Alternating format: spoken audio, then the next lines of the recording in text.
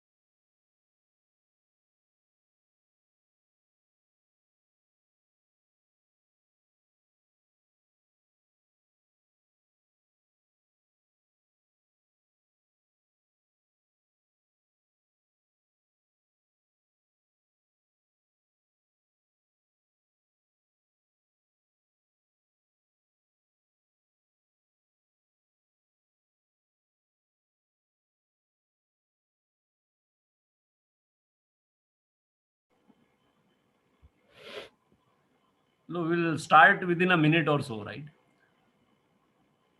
Hello, am I audible?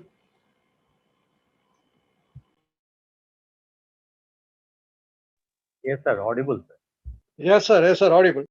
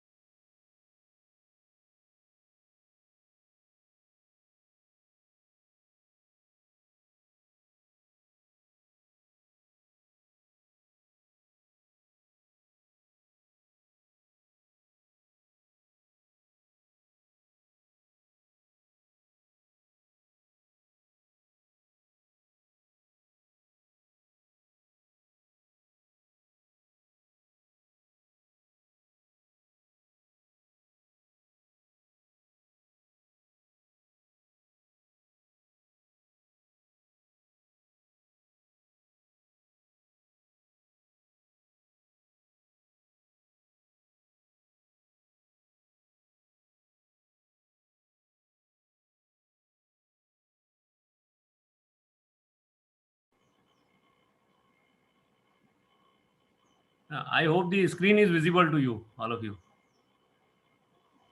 Hello. Yes, sir. Yes, sir. Okay, okay. Yeah. Yes, sir. Visible.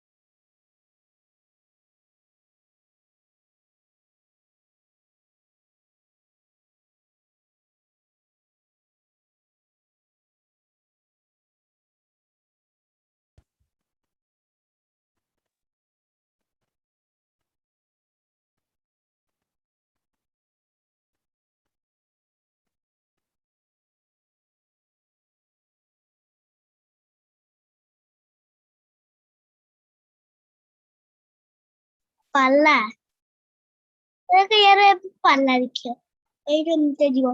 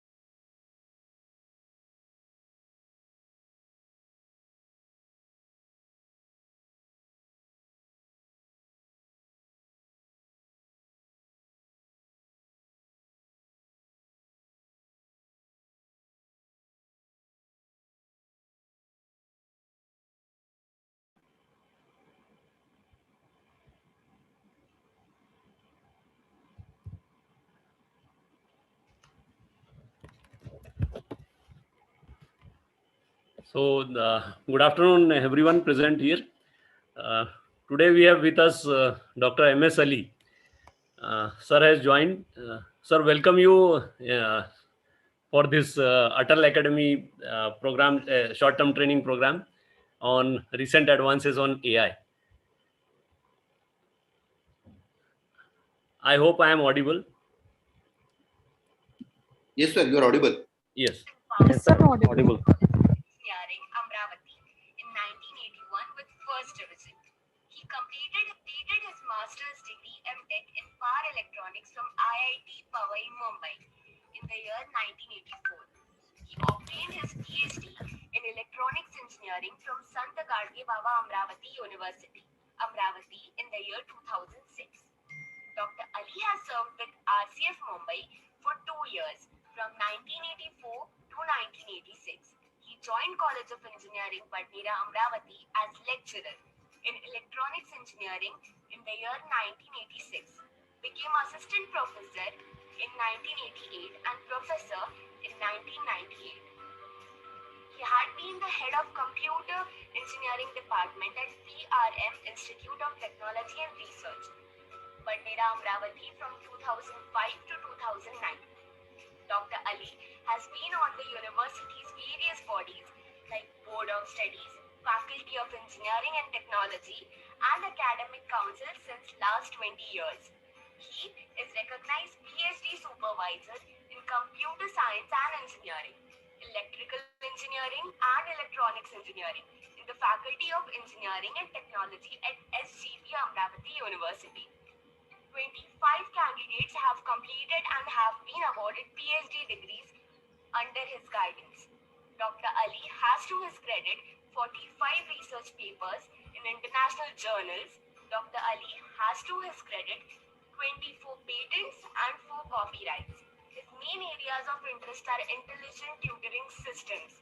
Dr. M.S. Ali is currently working as the principal at Professor Ram Meghe College of Engineering and Management, Patnira, Amravati since 2009.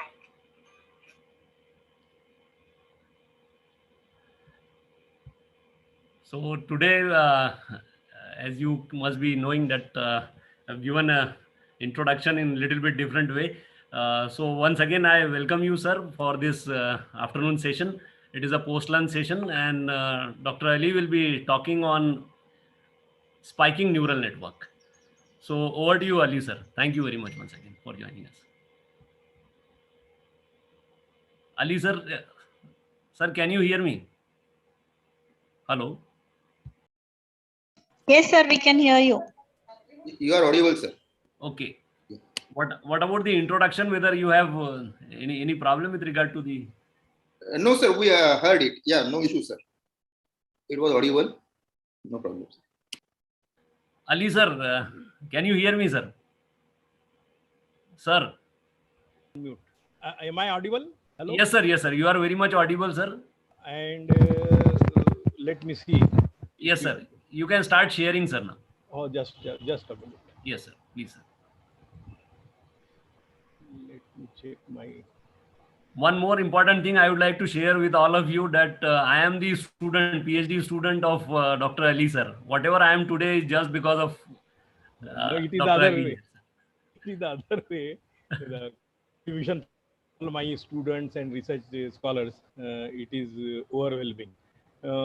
I am my. Is it visible to you, all the people? No, sir, your slides are not visible. Uh, And sir, your voice is little bit low. Please.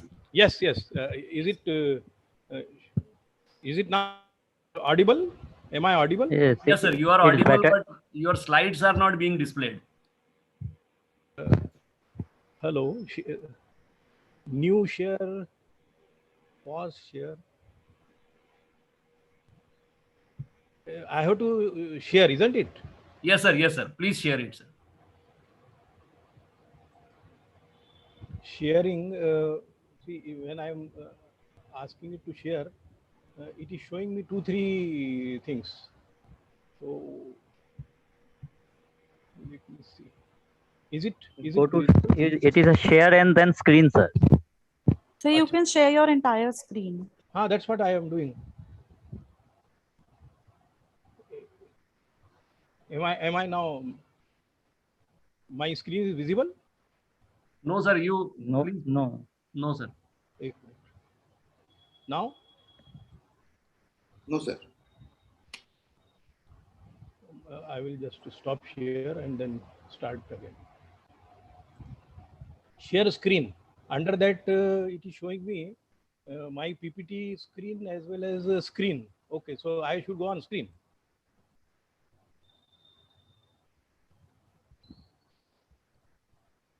Sir, there is a button called New Share. Yes, okay. And then see, it is the now pop-up normally appears. it Sir. is asking me share screen. Yes, sir. So I will put on sharing screen. Now on share screen, it is showing me my PPT as well as full screen. So I should. You can select your PPT, sir. If you want to share only PPT, then select no, PPT. it's okay. The window in which the PPT is opened.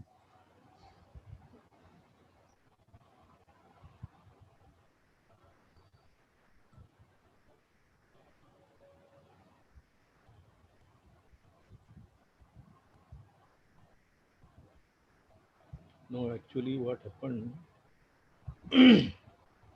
when I asking it,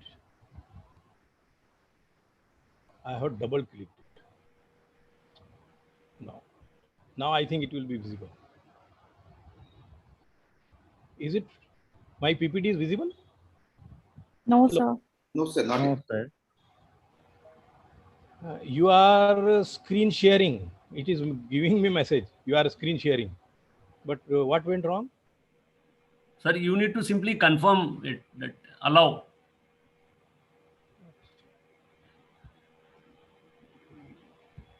Remote control, stop video, mute, pause share, new share. Again, I will go on new share. Let me check what it does.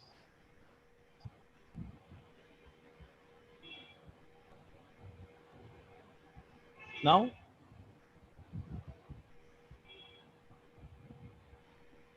No, sir. no. Disable notation. Just a minute. I will. Sir, I can see his screen. I think the host has to stop sharing. I think then Yeah, I have stopped sharing, ma'am. the screen will be visible. Sir, otherwise you can do one thing. Your You screen sharing message is available. Okay, sir. You click on screen share, sir, and then share the entire screen, sir. Or otherwise, pick up the window in which the PPT is opened. Is it now? No, sir. Artificial No, sir. neural network, deep learning, that no? No, sir. No, sir. Stop share करके double share. This PPT. Sir, otherwise you can Just. you can send me the PPT, sir. I'll share it from my end. No. It will be done. Wait. Screen.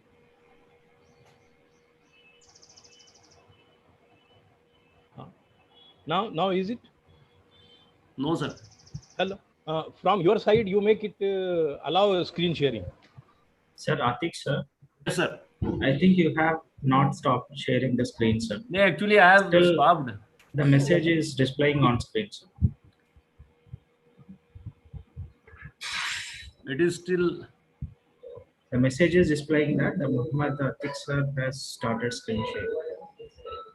Okay. I I'll think stop you have from to my stop. end. Yes.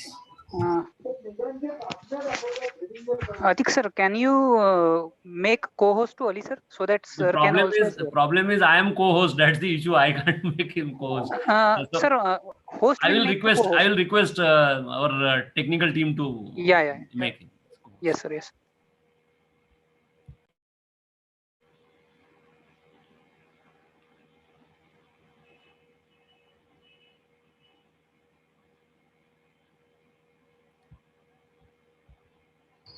Hello Yes, sir.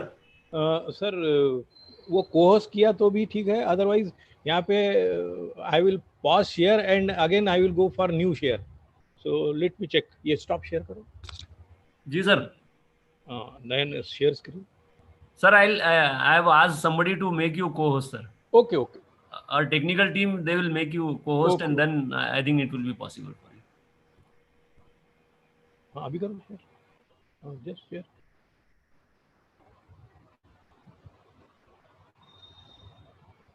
Yes, visible, sir, now. Now I am visible. Yes, sir. Yes. And my voice is audible as well. Yes, sir. So I can start. Yes, sir. sir. You can start, sir. Please, sir. I don't want my video there because it will necessarily load the bandwidth. So No problem, my sir. Screen No artificial neural network. Now my screen artificial neural network, deep learning, machine learning, Yes, sir. spiking neural Yes, sir. network with my name, Dr. M.S. Yes, sir. Principal, Yes, sir. Programming College of Engineering, Patara. Yes, Is it visible? Yes, sir. Everything. So now let us officially start. Thank you very much for giving me an opportunity to share some of my experiences with this advances in artificial intelligence. And typically we will be talking about ANN, deep learning, machine learning, the recent buzzword. And then we will be talking about spiking neural network, an advanced version of convolutional neural network, CNNs. So is my screen visible now, everyone? All Yes, the sir. members? Yes, sir. Very much visible. Yes, sir, visible. I request Atik madam to in between give me a that visible or not, because in one of my earlier talk for 20 minutes I was talking and my screen was not visible. So now visible, I will start with that. Yes, please. Now, Yes, sir. It is look visible, sir. So shows the breakthrough at deep learning, machine intelligence, and artificial neural networks have come into. These are some of the news items which I have cited here. You can see scientists see promise in deep learning. Game playing software holds lessons neuroscience. Forbes Tech 2015, deep learning and machine intelligence will eat the world. Google a step closer to developing machine with human-like intelligence. Deep learning technology inspired by human brain. There is a typical project done by EU, which has got 5 years of span, imitating the human brain in computing. Android do dreams of electric sheep. What this screen shows is going to be a real motivation why, as a learner of artificial neural network or a student of AI, we should embark upon learning this spiking neural network and identify its application into our research areas. Whether you have got a PhD or you are working for your PhD, that is one thing, that is a formality. But when you want to keep your researcher within alive, the researcher within you, you want to keep him alive with lifelong learning, artificial neural network with spiking neural network is the hot cake wherein you should jump. I will show you that this SNN has got $1 billion market. Repeat, SNN has got $1 billion market.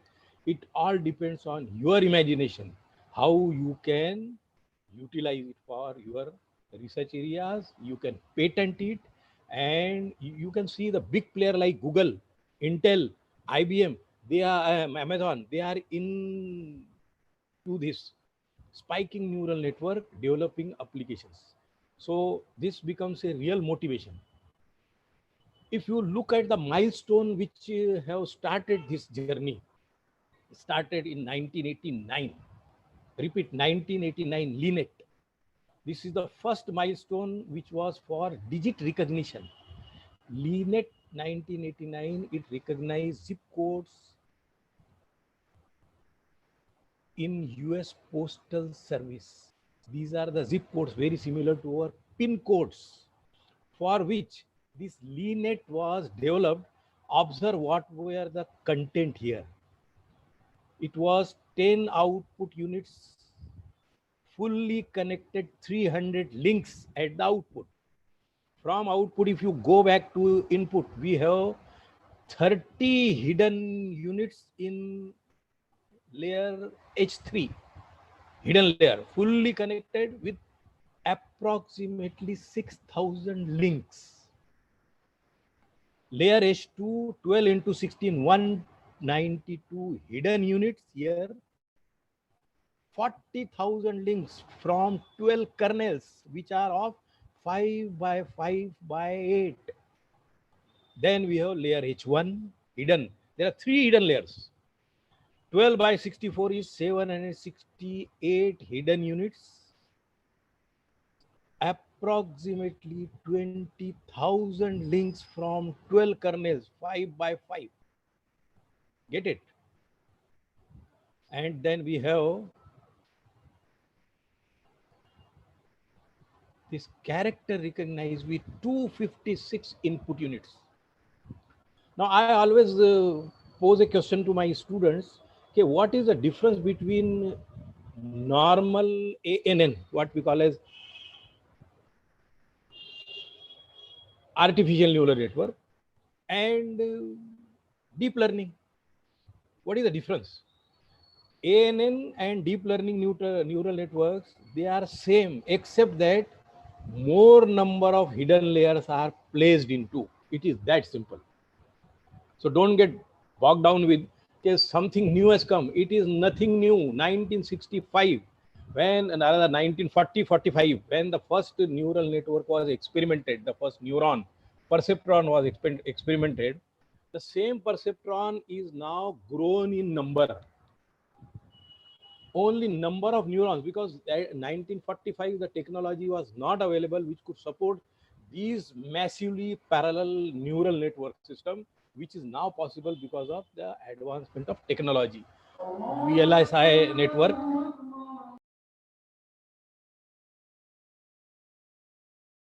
I have muted it for some time.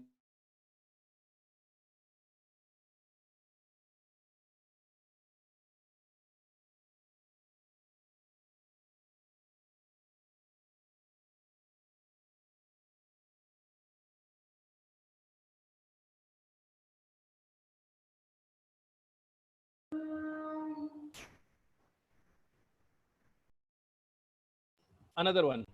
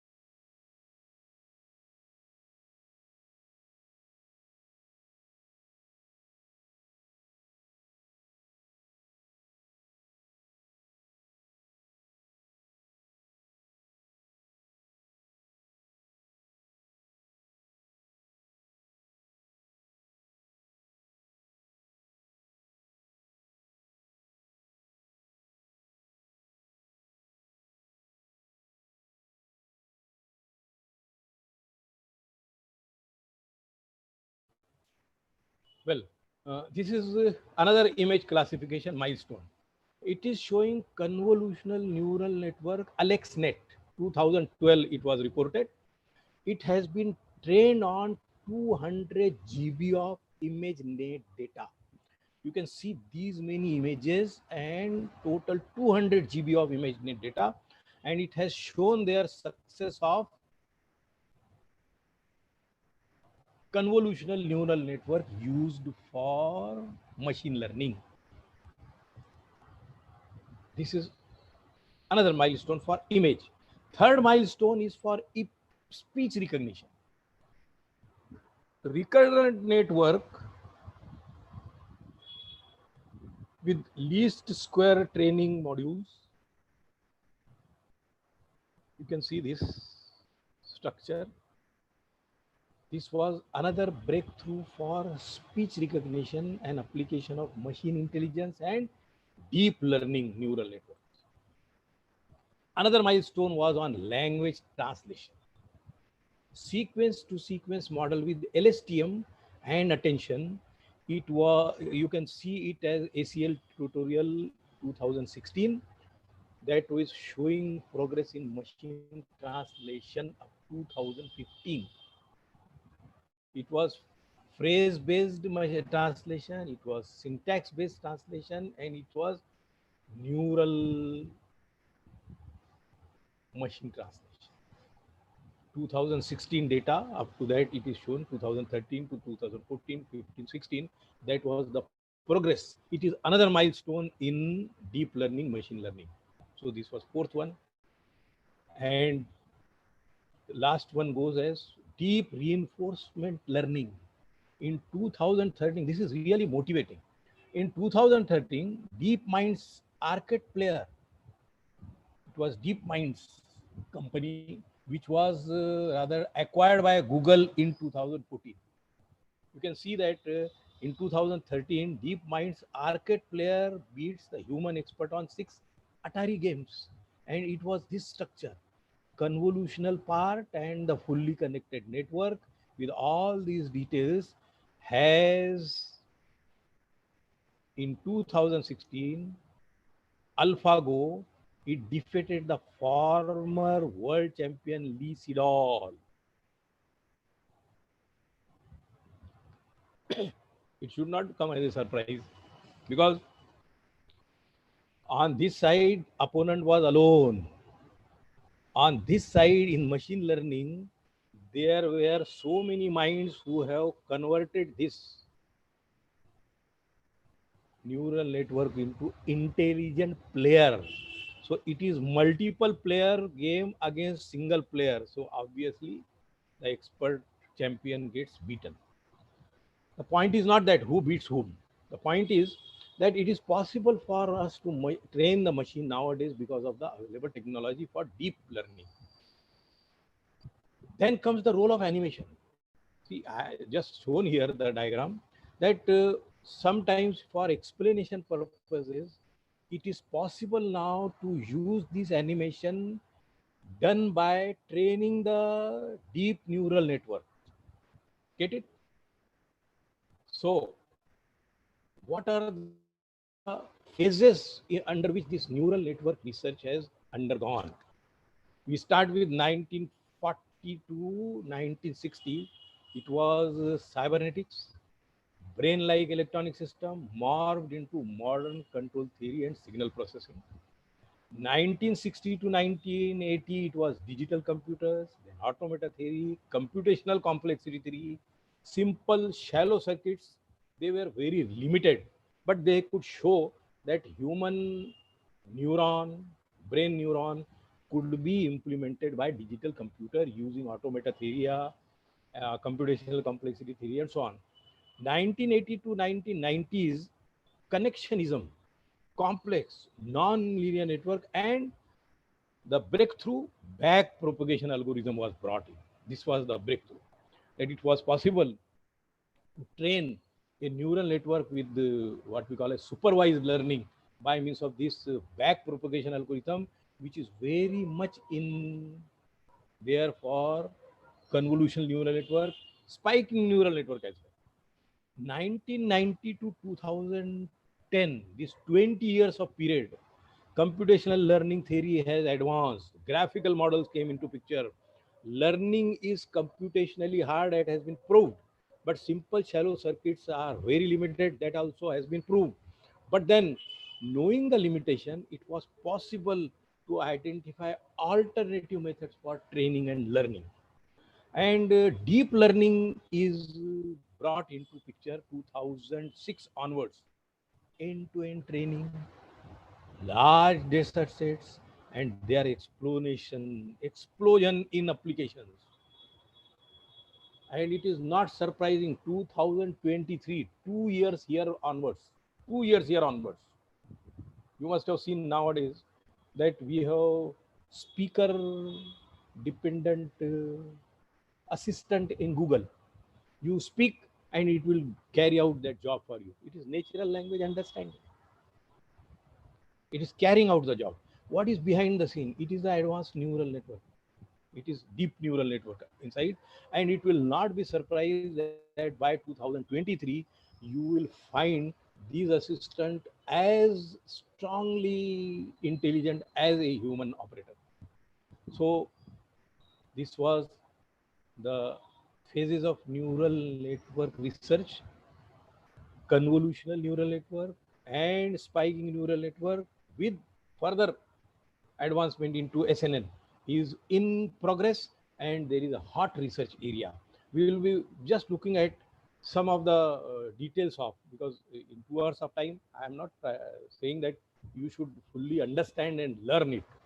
You can learn it afterwards, but at least we will get our feet wet.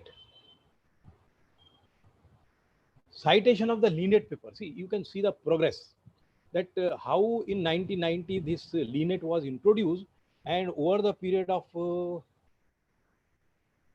26 to 27 years, 37 years,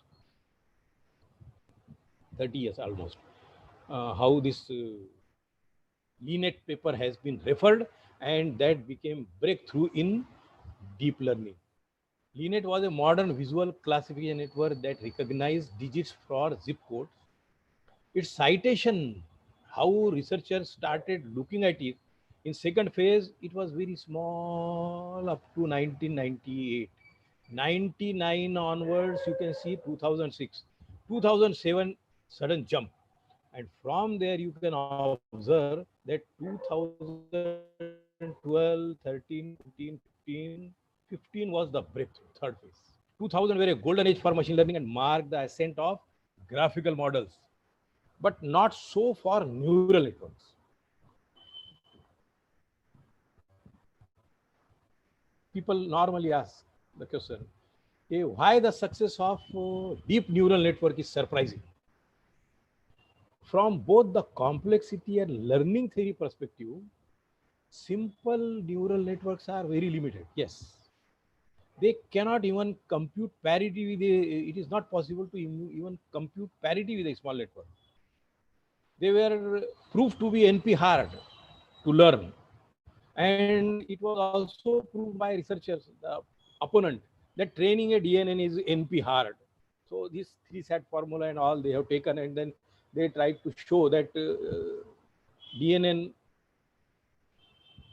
it was a little pessimistic view.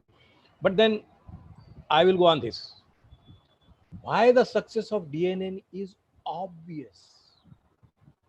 Because present day technology, it is possible to have ultra large scale integration. I am going to show you one example wherein for image processing, it is possible to have a FPGA programmed hardware for recognizing the images. That will come in example. Hierarchical representation are ubiquitous in AI, computer vision. Hierarchical. We take input image which is perceived intensities. We convert into primal sketch, zero crossing, blobs, edges, bars, and virtual lines, groups, curves, boundaries, and so on. Then we have a sketch created from their local surface orientation, discontinues in depth and in surface orientation. And then this input image, which has been taken from a camera. So you get two-dimensional image. That gets converted into 2.5 dimension sketch. And then it gets converted into 3D model representation. 3D models hierarchically organized in terms of surface and volumetric primitives. I would like to draw your attention little bit here that when you are looking at my PPT, you close your one eye and look at that. How many total slides you are looking at? Only one slide. Now you open your both the eyes and close another eye. How many images you are looking at? One image. Now you open both the eyes. Again, we are getting one image. Now by a single eye, we were able to see one image. By another single eye, we were able to see another image, same image. But by opening both the eyes, again, we are taking the same image. We are seeing the same single image. So why nature has exaggerated us by giving both the eyes, two eyes? Why we have got two eyes? These are two cameras. But then because of these two cameras working together, we have got stereo vision. We have got a stereo vision. The depth of the image, depth of the thing is sensible to us only by both the eyes. A single eye will show you the image, but not the depth. Another eye will show you the image, but not the depth. Both the eyes open will show you single image with depth. And that is what we mean by the word 3D model, 3D model representation. So input image taken by the camera is having single 2D image. It gets converted to, this is possible because there is hierarchical representation, which is ubiquitous in AI. We always try to organize the things hierarchically. Typical, another example I will give you. We have a college. We have a college in which we have departments. We have departments in which we have years, first year, second year, third year, final year. We have years divided into semester 1, semester 2, semester. Then we have semester 1 for a particular branch divided into number of subjects. And we have subjects divided into unit. You can see the hierarchy. When we start with college, we have come down to a subject with a unit. So hierarchical representations are common in AI. If any artificial intelligence technique you want to apply, we would like to know the hierarchy, which is common in natural intelligence, which has to be made applicable in AI. And that is the reason why the success of deep neural network is obvious. It is not surprising. It is obvious. Surprising is only thing that the technology was not available at the time the things were introduced. In fact, if you go a little bit back to the theory of Boolean logic, it was 17th century when George Boole introduced the concept of Boolean logic. But then there was no technology to implement that Boolean logic and or XOR gates comparison. Over the period of time when digital computers got evolved, people tried to have various mechanical systems for implementing those ENIAC and other UNIVAC, ENIAC computers. If you look at the theory of generation of computers, point is that as for Boolean logic in 17th century, there was no technology to support. It came into existence in 20th century. Very similar is the case that for neural network, which came into 20th centuries, 1942 onwards. The technology was not that strong enough. 21st century, you can see 2006 onwards, there is a breakthrough, and this is going to be unending. So deep neural networks, they are obvious. Now there is available technology which can, maybe tomorrow quantum computing and other biological computers, they will imitate the human brain fully. Then these neural networks will be actually brain neurons. So the success of deep neural network is obvious.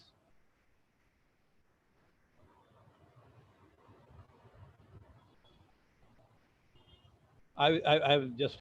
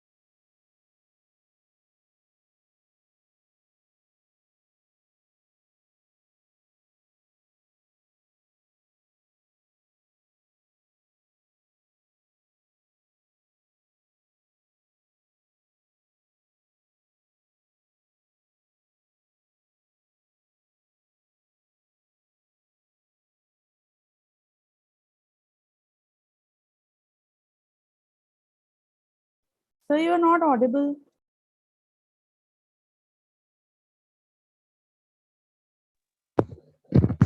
Sir, you are not audible, sir. Please hold on, I'll check. Okay. Please.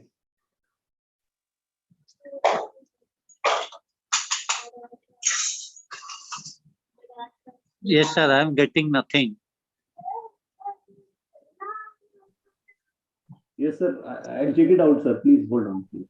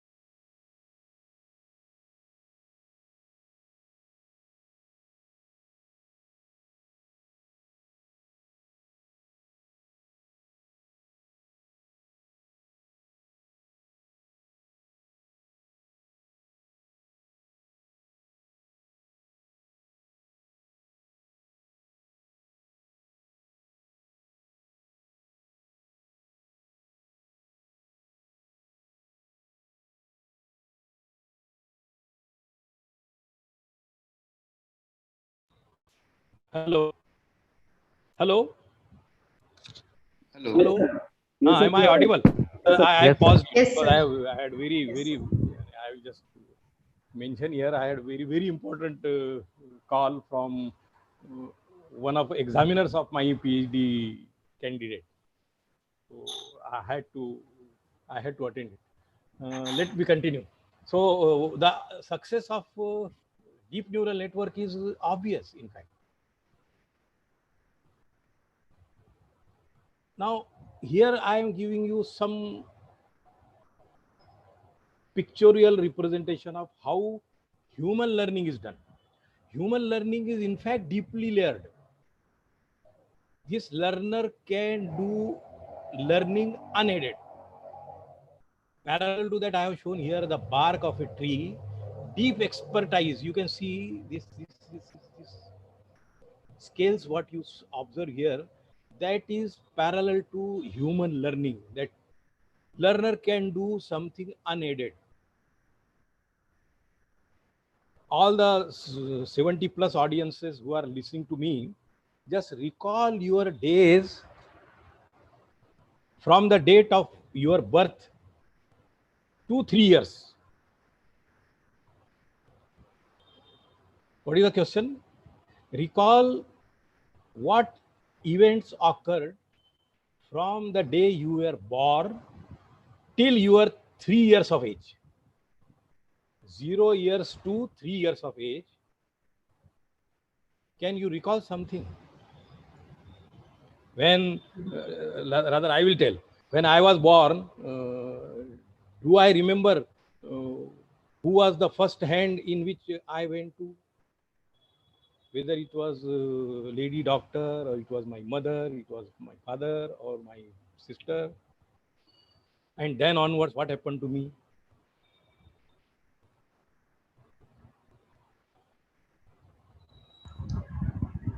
Can No, you sir, answer? we cannot recall. No, I will give you some time. But I know that we cannot. The question is,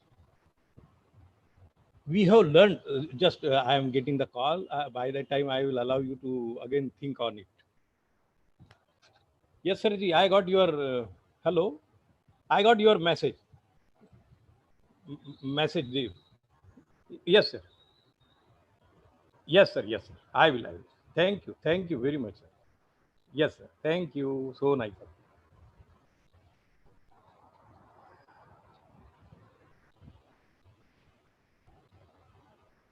Going to previous.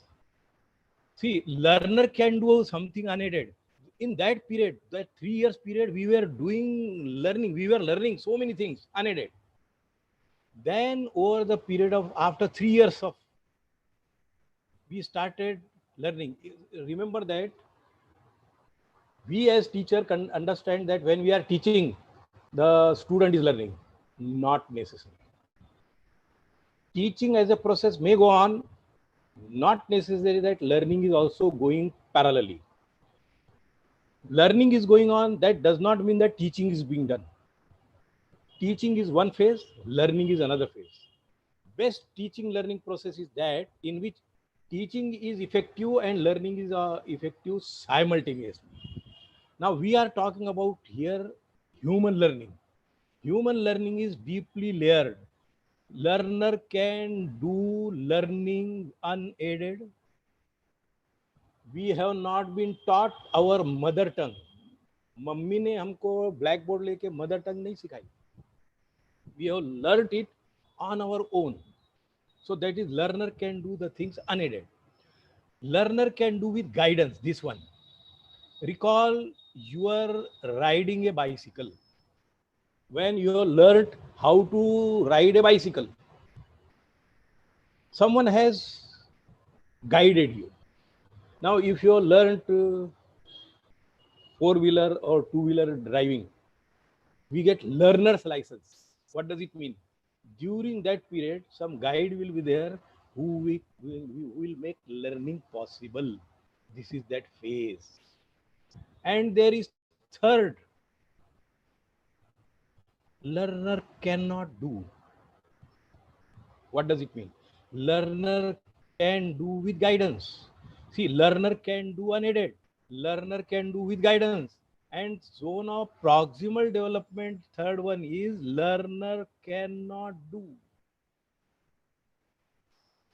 Duffer. You can name it as duffer. Learner cannot do. Because here, simply guidance is not required. Some practice, previous experience, all this thing is required. Experience. And that is what we do when we are training the deep neural network with huge data set. Question is, why learn? Unless we learn, we will not be able to develop the skill. We will not be able to practice. So machine learning is programming computers to optimize a performance criteria using example data or past experience. As a human being, we learn out of our past experience. That data may not be available, but that experience is available with us. Whereas machine learning is programming the computer to optimize a performance criterion using example data. We already have the data of characters recognition. That character, how that will be written, handwritten character recognition. So suppose we have huge data set, then we can train our neural network for recognizing the characters other than available from the data set. Now there is a need to learn when human expertise does not exist.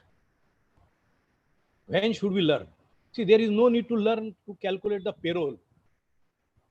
To make the calculation, once you have learned that 2 multiplied by 3 is equal to 6, this formula is known to you. There is no need to learn anything new. Multiplication you have learned, add you have learned, subtract you have learned, divide you have learned. These operations were not known to you earlier. At 3 years of age, you did not know how to multiply, how to add, subtract, multiply, divide. Over the period of time, our mathematics teacher has taught us, okay, this is how to add. Likewise, our language teacher has taught us alphabet, word, grammar of English language. So once it is known, way you have developed, so there is no need to learn to calculate payroll. You program it and fix it. Also remember that when we have programmed, in fact, our intelligence we have kept into that programming. When you have written an algorithm and that algorithm is been converted into C program, that algorithm, the intelligence of the programmer is embedded into the algorithm, which is translated into a computer C program. So the intelligence is lying into the procedure which has been step by step indicated into that program. So there is no need to learn further. Learning is required when human expertise does not exist. Do we have any expertise on how to navigate on Mars? No. So there we need to have learning. Humans are unable to explain their expertise. Speech recognition. How do you recognize my speech? Can you explain the procedure? I ask you one question. How to prepare tea? You can immediately answer, yes, sir, this is how the method will be. But how you are recognizing my speech? There is no expertise. Their learning is required. Humans are unable to explain their expertise. You ask a doctor, you go to a doctor and he diagnoses some patient with this disease. You ask him how he has arrived at that conclusion. He will not be able to explain you the procedure. He will say that, yes, I carried out this lab test, this pathological test and so on, and this is the clinical investigation and all. But then how he has arrived at the conclusion that the person is, he has got high temperature, and then he is suffering from typhoid. So he may not be able to explain. Solution changes with reference to time. Learning is required when solution changes in time. Routing on a computer network. Why computer network? When you are driving your vehicle and you find a traffic jam, immediately you change the route. So solution changes in time. Dynamically you have to take a different decision. There learning is required. Solution needs to be adapted to particular cases. Solution needs to be adapted to particular cases. User biometrics. It is to be adapted to particular biometric. When you are putting your thumb on biometric, sometimes it says, sorry, try again. Needs to be adapted. So, question is, what we talk about when we talk about learning? What is the meaning of term learning? Learning, when I am learning, what I am doing. What we talk about when we talk about learning? Learning general models from a data of particular example. That particular examples, we try to generalize them. That there are so many particular cases, we generalize that yes, if coronavirus is detected, then it may lead to COVID. So examples, then we generalize. So particular examples from China, from Italy, from here, there, then we generalize it. Data is cheap and abundant.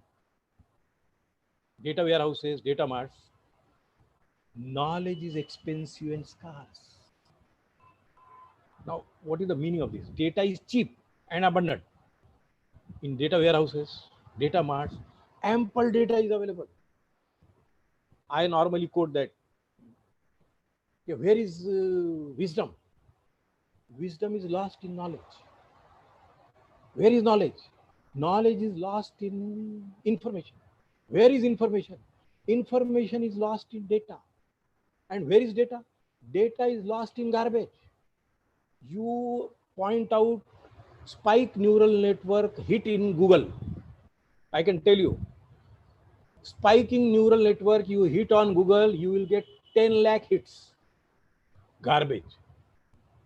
From there, you have to apply your intelligence for processing to convert that data into that garbage into data. Apply intelligence to convert data into information. Apply intelligence to convert information into knowledge. And from there, you convert that knowledge by applying intelligence into wisdom. If you want to see the analogy, it is something like the vast field of a farm of sugarcane farm. There we have all sugar canes with all ripe sugar canes. Therefrom, you extract the juice, you process it, and finally that gets converted into a small sugar cube. That sugar cube is wisdom, which came from processing the garbage and all that from various processing steps. So data is cheap and abundant. Knowledge is expensive and scarce. So the scarcity of knowledge and expensivity of knowledge is that we want. And that requires intelligence. And that is where our learning is required. Example in retail, you just consider this. Example in retail, what happened? Customer transaction to consumer behavior. You must have seen most of the time nowadays, most of us are ordering on that Zomato. When you are placing your order for a particular restaurant and you have 2-3 dishes selected, and when you are confirming your order, you must have seen that below that you observe that people also order following dishes along with the dishes you have ordered. So it gives you that suggestion. Like people who bought Da Vinci Code also bought the 5 people you meet in heaven, www.amazon.com. When you are ordering the book Da Vinci Code, it is a novel, Da Vinci Code. So it gives you the suggestion, the 5 people you meet in heaven.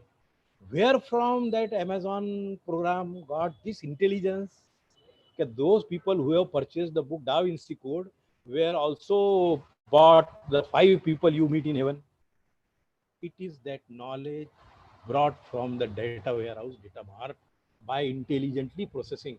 For that intelligent processing, it has to learn. Learning is required.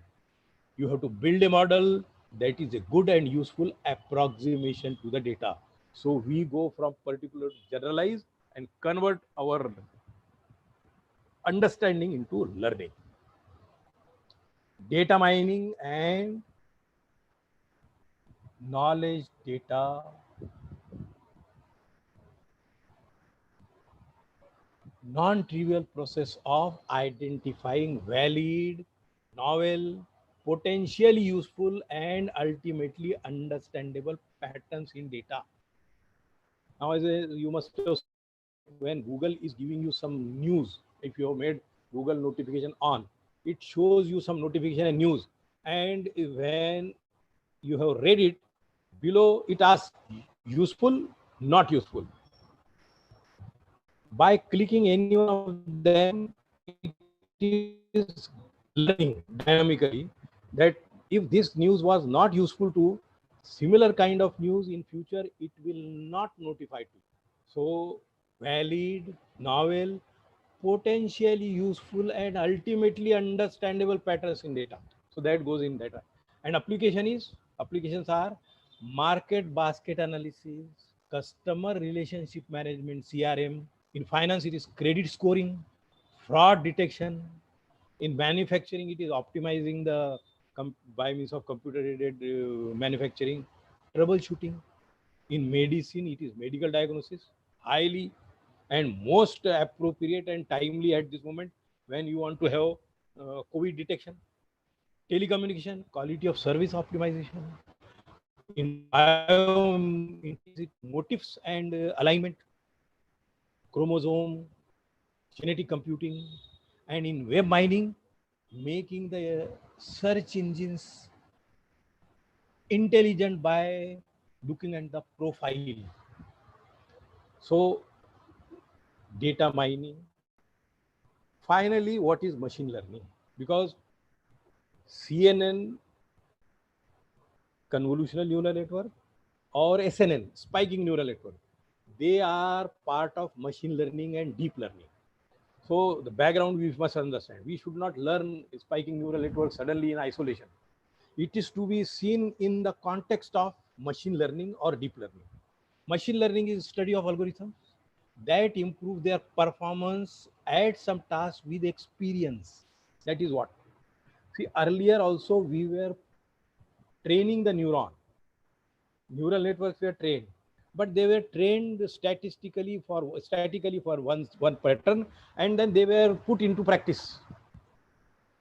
But as human being, we learn out of experience. We were trained to be engineers. Let us say, all of us. I consider that all the audiences, they are engineers by training, but teacher by profession. See, we were never taught to teach. We were in engineering college. We were at IIT. I was at Government College of Engineering at IIT and at Amravati University for doing my PhD. We were not taught during these phases how to teach. But then over the period of time, we have learned how to teach. And we have learned it from experience. So machine learning also we want to make. Earlier, neural networks were trained for a particular job, and then they were generating the output depending upon the input pertaining to that domain. Machine learning is that part of artificial intelligence wherein over the period of time machine learns by studying the algorithm that improve the performance of machine at some task with experience. Dynamically, it collects the new information and embeds it into its learning so that it can take the decision. It optimizes the performance criteria using example data or past experience. And there is much more role of either fuzzy logic or probabilistic logic. Probability, or possibility logic. Fuzzy logic talks about possibility theory. Probabilistic logic talks about statistics. Inference from a sample. Role of statistics, you have samples together, draw the inference and then generalize. Role of computer science here is to devise efficient algorithms to solve the optimization problem representing and everlasting the experience for inference. So this is machine learning. Growth of machine learning, speech recognition, natural language processing, computer vision, medical outcome analysis, robot control, computational biology. This trend is accelerating. Over the period of time, we are observing that improved machine learning algorithms are available, improved data capturing techniques are available, networking, fast computing. Software has become too complex to write by hand, so we have software generator.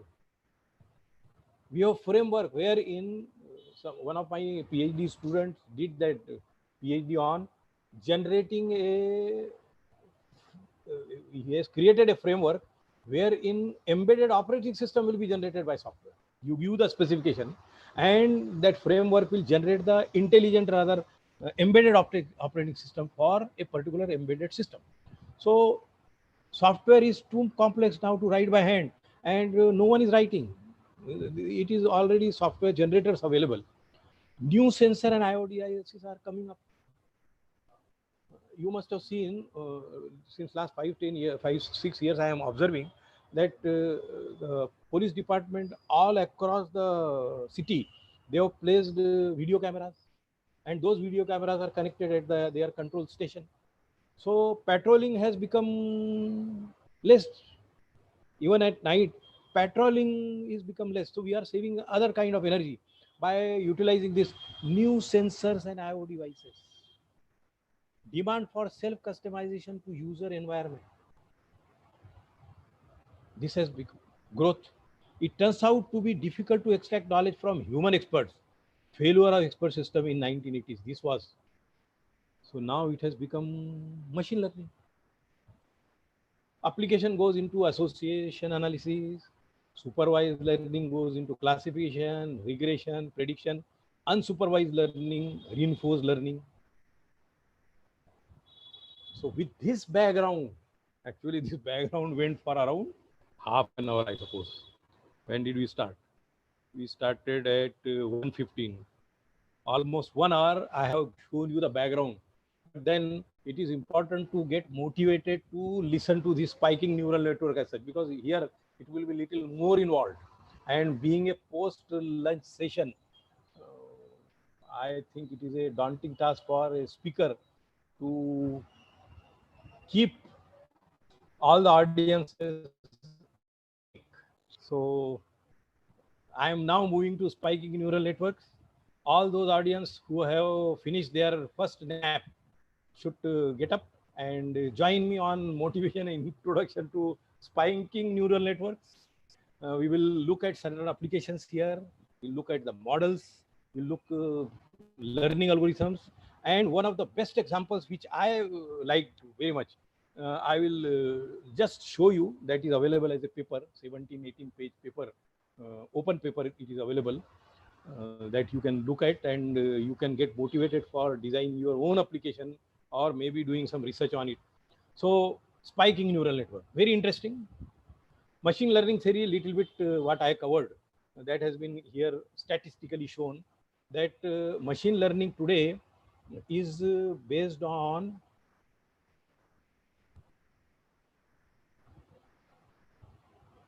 AlexNet, ResNet, number of weights, how many neurons and weights are there, and what is the percentage of error. AlexNet has this much percentage of error. Over the period of time, you can observe that in ResNet 152, the percentage of error was less, but the number of weights have gone into something 90 millions. Okay, now we have here power. These are some applications of SNN in which power in watt has been indicated. AlphaGo, which beated that person, has how many? 10 lakh, 1 million, 1 million watt.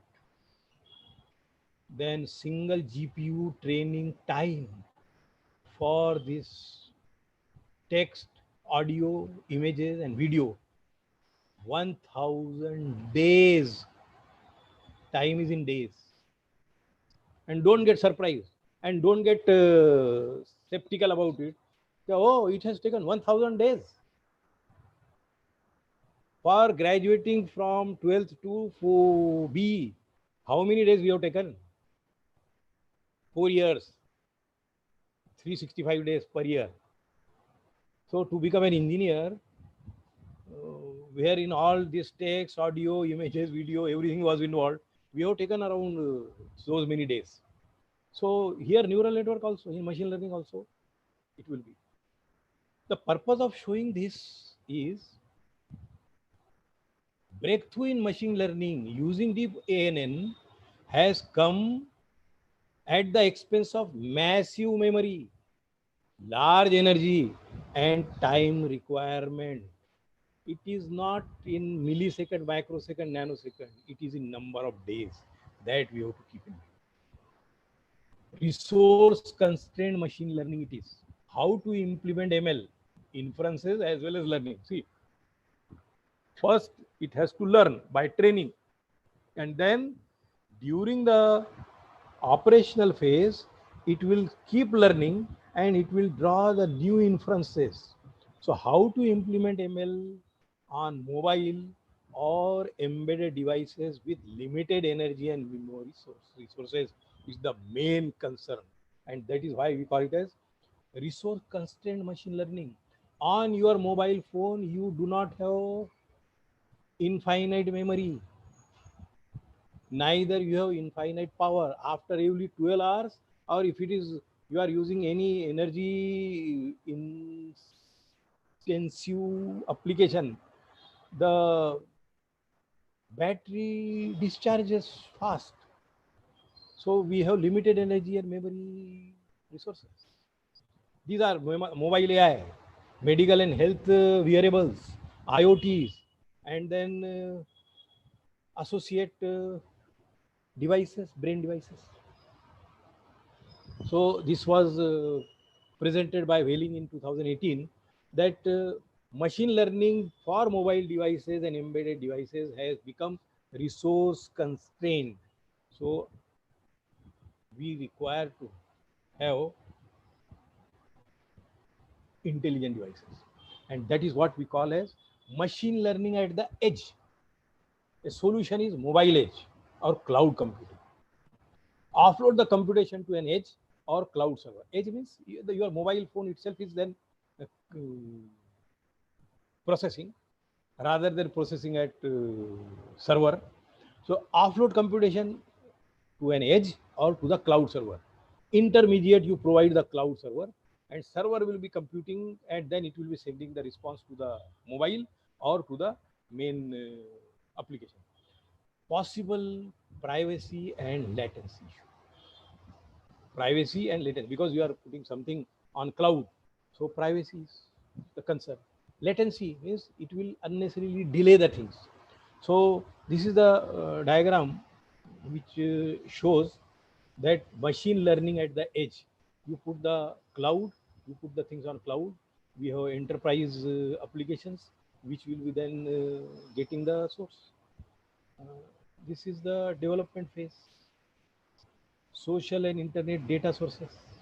We have Internet of Things sensors. We have big data sources. We have apps, services. Edge cloud can be placed. Edge clouds can be placed. Mobile internet. So this becomes the, so what all available technologies are there, they are being utilized for this machine learning at the edge. Machine learning on mobile devices is another solution to scale down energy and memory requirement of ANN via tailored hardware implementation for my mobile devices. What it means is that on your mobile you have a camera which is tailored hardware implementation. You have MP3 player available there. You have video player available. They are all hardware implementation separately tailored for that particular job. Active field with established players and startups. The trade-off is between accuracy and complexity, and that is limited to inference. I have been using the term inference. Inference means something as a knowledge is available. From there, by processing, you have to draw the inference. If it is cloudy, it is going to rain. So if it is cloudy, if you find the things cloudy, the thing fact is the sky is cloudy. So you draw the inference, it is likely to rain. So these are all mobile devices, chips, wherein tailor-made hardware implementations are done. Qualcomm Snapdragon, you have graphics processors, you have digital signal processors, all this available on single mobile device with multiple hardware, separate hardware implementation. And inside it is your spike neural network. Spike neural network aims at attaining the efficiency of human brain. See, if you want to implement spiking neural network, which is aiming at attaining the efficiency of the human brain, observe 13 million watts it requires. On computing machine, 13 million watts, 5,600 square feet and 340 tons, approximately 10 to the power 10 operations per joule. If you compare it with human brain, we consume only 20 watts, 2 square feet and 1.4 kg, consuming 10 to the power 15 operations per joule. You are more exhausted when you are doing intellectual activity than physical activity. Spiking neural networks are aiming at attaining the efficiency of the human brain. See, what they are trying to do is mapping this on this.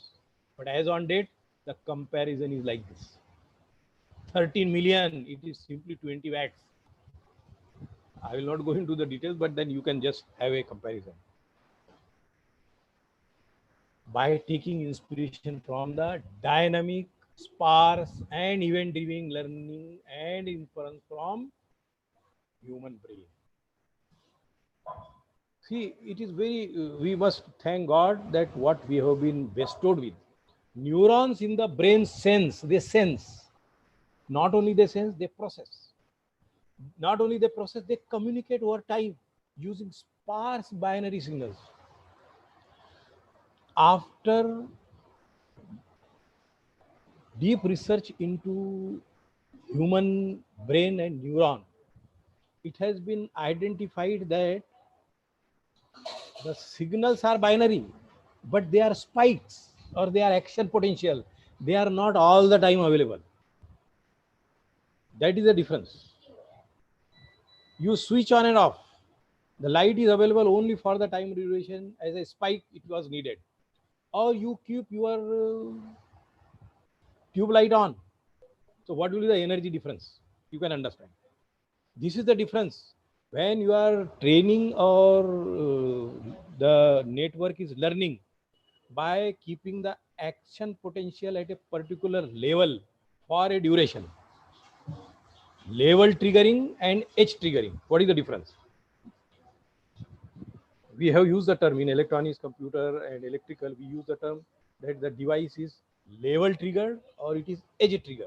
Level trigger means unless the low to high it goes, the signal goes from low to high and remains high for a particular nanosecond or millisecond, the signal will not be recognized by the device. Edge triggering is that there is a transition from low to high. So that transition from low to high is recognized as a, so this is known as edge trigger.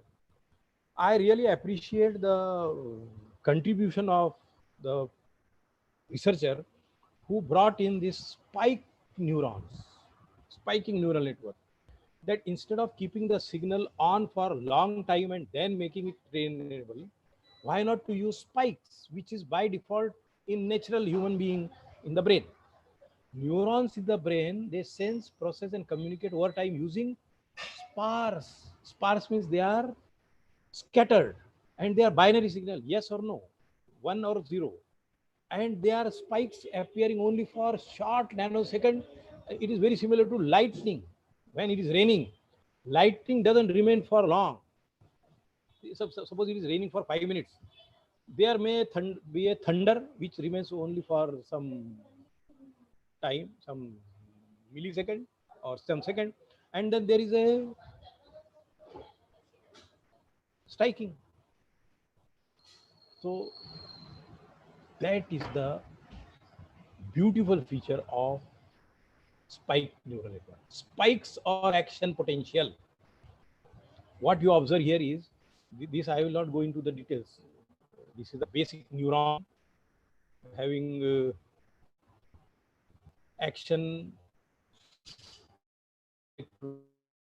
soma, dendrites, which has been, and then observe. I am interested mainly in this, that neurons in the brain sense, process, and communicate over time using sparse binary signal action potential. This action potential is generated when so many dendrites, they have collected all the signals from other interconnected neuron, and there is some level threshold reached at the soma.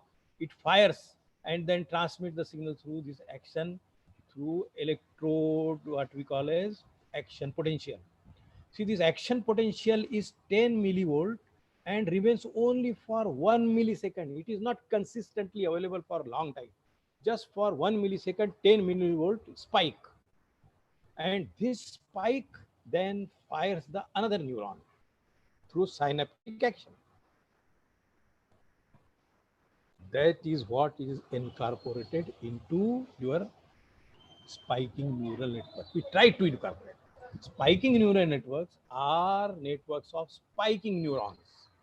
In up to convolutional neural network and the previous networks, the training is done by means of level of the action potential.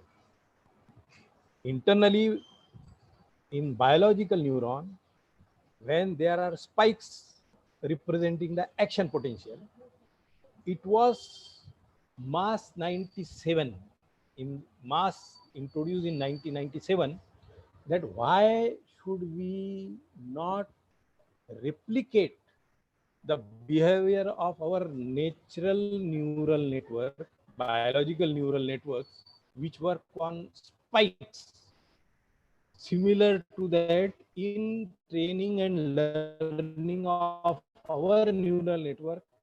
Why we should not use spikes? Why should we use threshold level? Known, experimented, implemented, and it has been found that not only the same size gives you more intelligence, but it requires very short training time. If you compare the training time of CNN with SNN, SNN is trained for the same job in hours, which otherwise CNN required days. Or if CNN required some years, SNN will be doing in some number of days or months. Mostly studied in theoretical neurosciences. But recent interest from machine learning and hardware design researchers have made it possible that this artificial neural network, which was trained on the level x1, what is the value of x1, what is the value of x2, what is the value of xn, and then they were taken as input, multiplied by the weight, and these all added together here have generated a synaptic action. So this neuron was said to be fired with output y. So what is the equation here? It is x1 multiplied by w1 plus x2 multiplied by w2 plus xn multiplied by wn. All these added together will be generating y when it goes beyond a particular threshold level, which you already know. What is the difference between this ANN and SNN? ANN, artificial neural network. Spiking neural network is also ASNN, It is artificial but spiking neural network. And what is the beauty of it?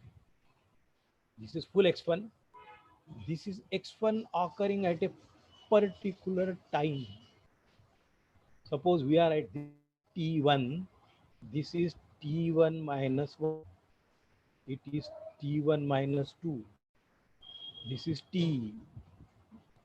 This is T1 or T3, suppose, or Tn. So this is Tn. This is Tn minus 1. This is Tn minus 2. It is very simple. If those who are coming from the area of digital signal processing, it is very simple to understand that the level in ANN has been sampled into SNN. This is discrete time. This is continuous time. Get the idea? It is that simple. But because of that, you have converted your ANN into SNN by sampling or only taking the spikes. The output is also spikes. YT, here comes full Y. Here we have only spikes occurring at a particular moment of time, and they carry the information. These spikes will be then accumulated by the subsequent neuron, and that neuron will be rather multiplying these spikes by weight, and those weights will be then generating the threshold and generating the spikes. It is that simple.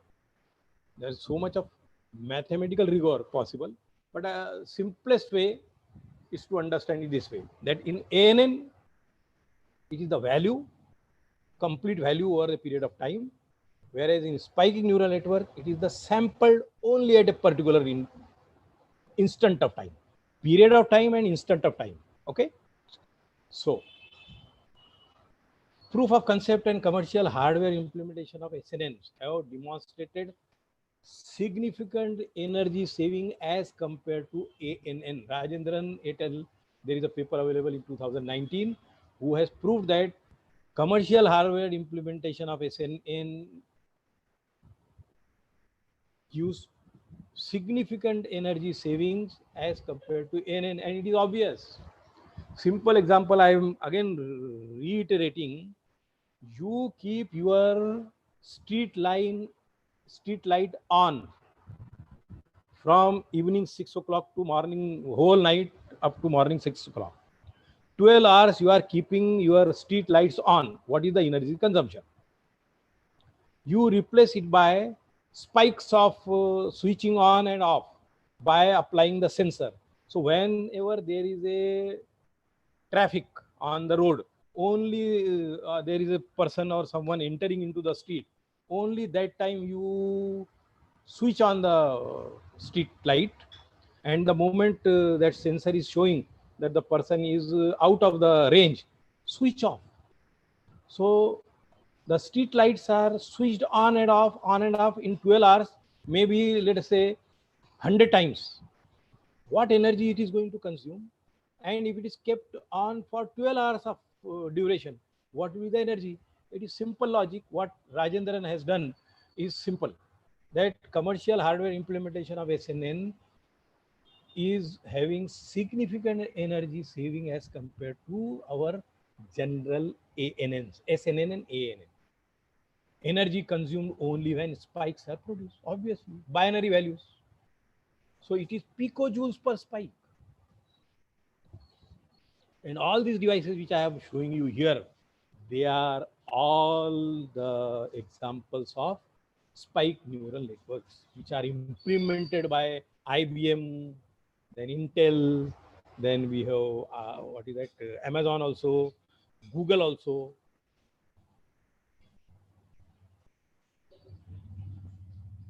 Increasing press coverage and positive market prediction. Yes, this is another motivation.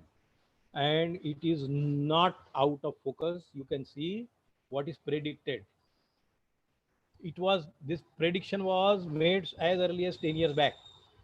2006 it started, 2007, 8, 9, 10, 8, up to, if you see, up to 23, it is showing that self-learning neuromorphic chip market research report global forecast 2023 indicates market in terms of US dollar. US dollar 2 billion. 2 billion US dollar market only for AI with neuromorphic. Neuromorphic means this CNN, SNN, they all fall under the heading of AI with neuromorphic processing. Neuromorphic processing. Wherever human brain is getting morphed into physical neural network. This was neuromorphic chips are being designed to specifically mimic the human brain, and they could soon replace CPUs.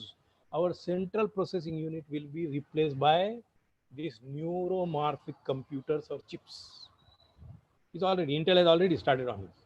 Google has also started on this. So applications I have shown. Just briefly, I will show you because I think what time it is.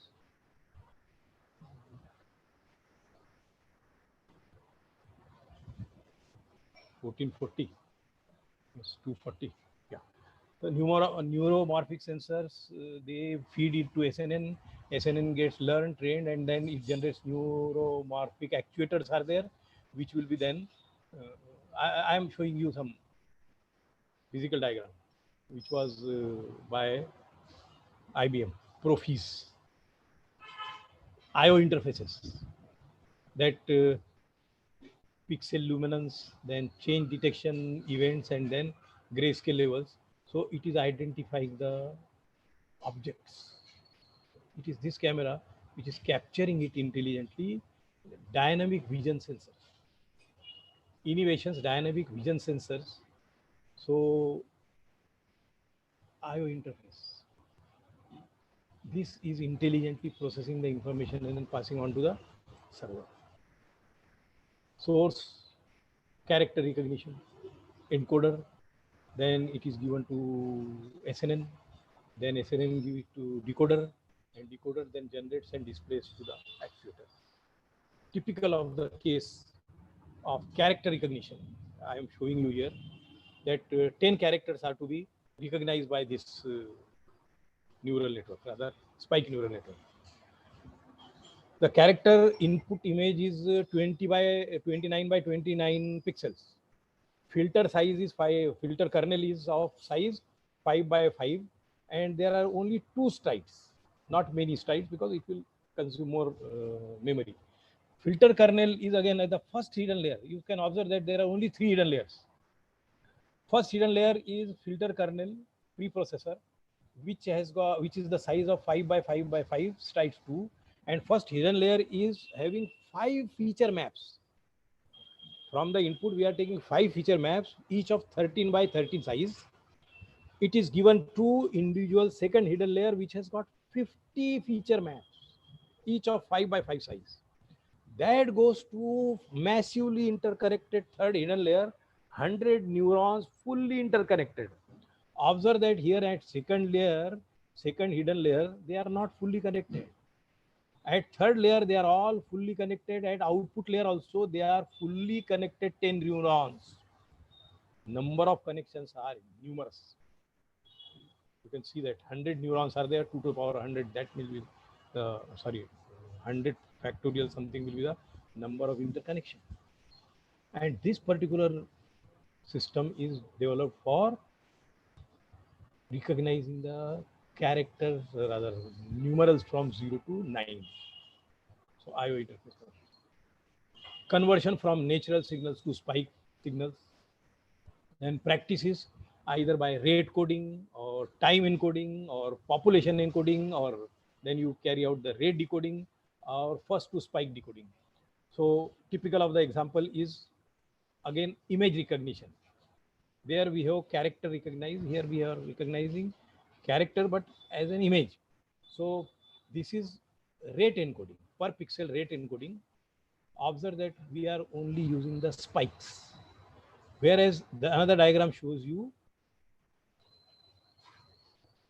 time encoding. This is for time encoding. Rate encoding, time encoding, it could be population, more number you are counting, population encoding. how many are similar, so that you count and then decode. Application wise, SNN can perform. These are all intelligence activity. Classification is an intelligent activity. You classify, there are so many items placed before you in a warehouse, or you go to in a shopping mall, and you try to classify in your brain that you are interested in you imagine you are in a shopping mall, and there you want to identify a pen or laser pointer. So all the racks you are scanning, you are continuously classifying. So classification is a intelligent process. It comes under inference as well as control. Regression, you predict. So classification, regression, prediction, all this can be performed by SNN. It can perform supervised learning. It can have unsupervised learning, and it can have reinforced learning also. These are the 6 characteristics at least which make SNN a best case for imitating the human brain. Inference or control, feedback reward, and then data representation is either by means of batch or by means of timed. They are batch or online, timed one, framed based or batch, streamline or online. Models, I will briefly go through these SNN models which are available. SNNs, as said, they are the network for spiking neurons. Their operation is defined by how they are connected, that means by means of topology, or that is devised by neuron model. This is the same diagram which I have indicated earlier. So this is one of the model that ANN is to be replaced by SNN. Topologically, they are topology. If you want to see topologically, they are arbitrarily. There is no specific arbitrary directed graph with directed links. Links are directed, which are representing the links are representing the synaptic connection. Parent or presynaptic neurons, they affect causally, not casually. Causally, there is a cause. So they are affecting the causally spiking behavior of child or post-synaptic neuron. Means parent neuron which is generating the spikes, they will be going to the child, and child will be having that firing or spike generated. There is a possibility of having recurrent connectivity inside the self loop, including self. So topologically, they are the arbitrary directed graph with directed links which are representing the synaptic connection, and that can be clearly understood by this one picture rather than these many words. Arbitrarily directed, here also directed, here it is directed, here directed, these neurons with direct links, synaptic connection. These are the synaptic connection. There is a self loop also. So topologically, they are the arbitrary directed graphs. So graph theory, they can be applied here. Or topologically, they are having discrete time in many practical implementation algorithms. They are not continuous time, they are discrete time application. And I would like, I couldn't get that much time to show you this Loihi. Loihi is the Intel's application for SNN. It is a prototype having huge number of neurons, millions of neurons. If I'm not wrong, it is around 3 million neurons. They are implemented on single chip of silicon by Intel, Loihi. You can go on Intel website and then look, it's a nice project worth studying for some as a practical application of discrete time topology of SNN. The outputs are obviously binary. No spike means 0. One spike means, one spike means 1. So how do we interpret the data or spikes? That if there is no spike, it will be representing 0, logical 0. And if there is a spike, it will be representing logical 1. So there only energy is consumed. Typical of this, that we have this S1, S2, S3, S4. Then we have hidden layer neurons and output layer. Time wise, you can see that if you refer this as our current time t, this is future t plus 1, this is past t minus 1, it is past t minus 2. So if there was a spike present, then this will be converted into energy. Topology. Neuron model. Simply membrane potential. Internal state is characterized by membrane potential and nothing else. Very simple. Mathematically, it may show you some equation, but each neuron is characterized by an internal state known as membrane potential. This was suggested by Gustner and Killer in 2002, and it has been used. A higher membrane potential entails a larger propensity for spiking. Their typical term they use, propensity, which is similar to inclination and preference. But then a higher membrane potential means larger propensity for spiking, larger inclination, larger possibility, higher possibility, or better preference, more preference to. Higher the membrane potential, more will be the preference for spiking. So whichever neuron gets higher membrane potential, the possibility of spiking is large. That is what the meaning of this sentence is. Generally, a higher membrane potential entails a larger propensity for spiking. The membrane potential evolves over time as a function of past behavior of presynaptic neurons and of the neuron itself, previous as well as current. These both the neurons, they contribute to generating the membrane potential. I suppose this is clear. There it was action potential, it is here membrane potential. The actions are same. Typical equation of this membrane potential, and this is a typical diagram. I will not go into the details of this because it is involved one. You can simply get the idea that presynaptic, what I said, current neuron and this membrane potentials, they are accumulated here, and by this equation you get this membrane potential UI. UI at some time t, this membrane potential is available. This is UI, this one, another, and so on. Feed forward filter. If the kernel is feed forward filter kernel, then here we have some threshold added. This threshold added. We have this BT and this presynaptic, as well as its own by means of this recurrency feedback. There can be feedback filter kernel, BT.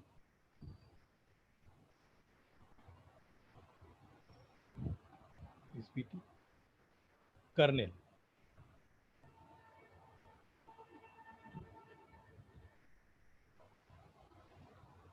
This eta shows the bias.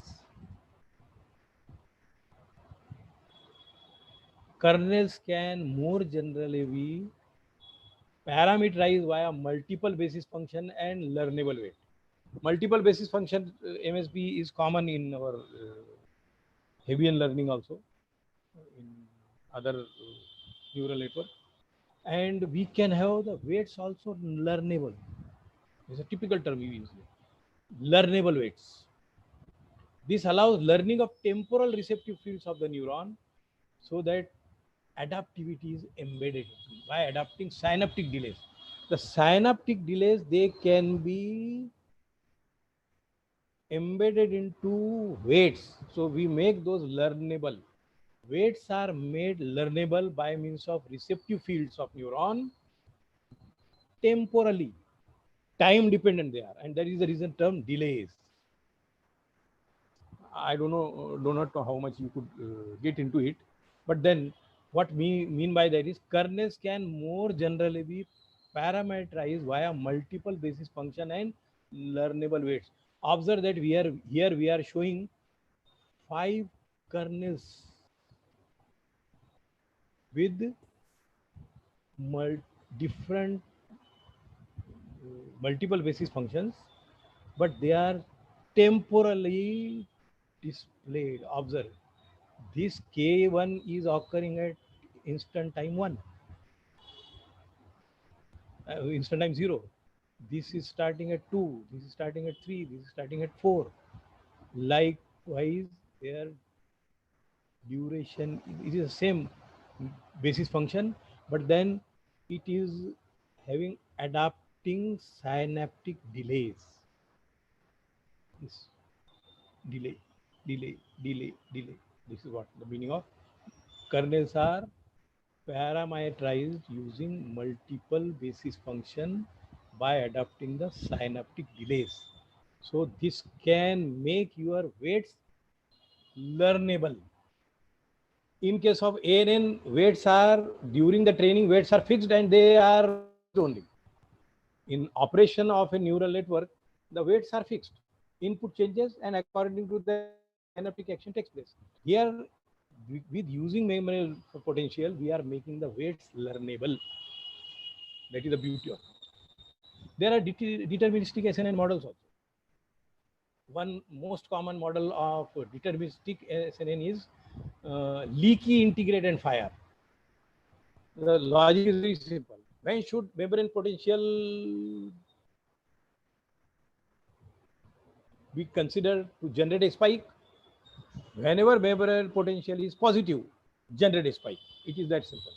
DSNN talks about spike, generate a spike when the membrane potential is positive, and that is what example is shown here in this diagram.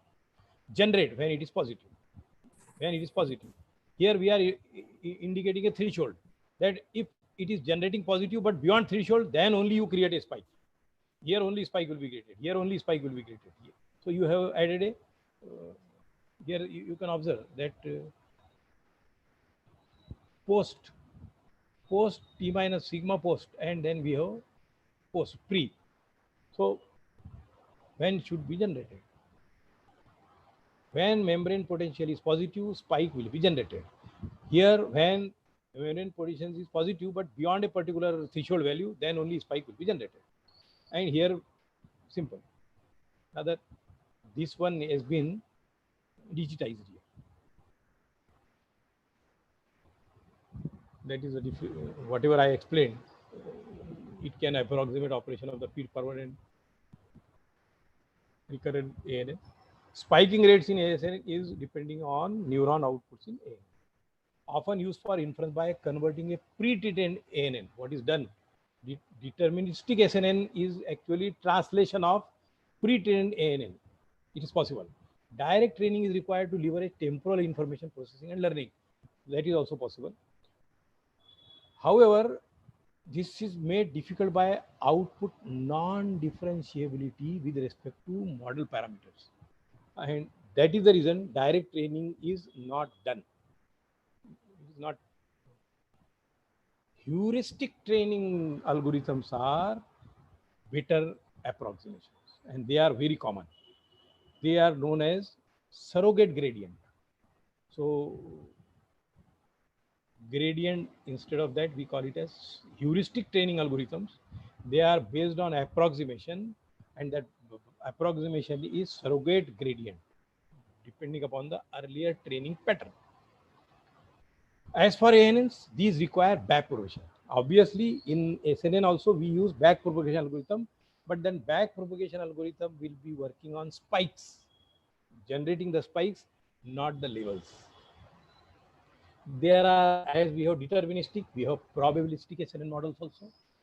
Here we have generalized linear model, conditional spiking probability. You check the spiking probability conditionally, and then that model will be trained, typical of this S curve.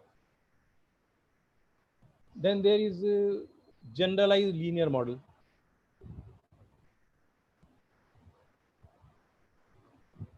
And they are the models which are dynamic generalization of belief networks. They enable direct training of spike-based statistical criteria. And these are all models available. One can select the model which is pertinent to a particular application. Learning algorithms, as I said, training of the neuron can be supervised, unsupervised, and reinforced learning. To fix the ideas, we focus on supervised learning here only here. That what is the supervised learning?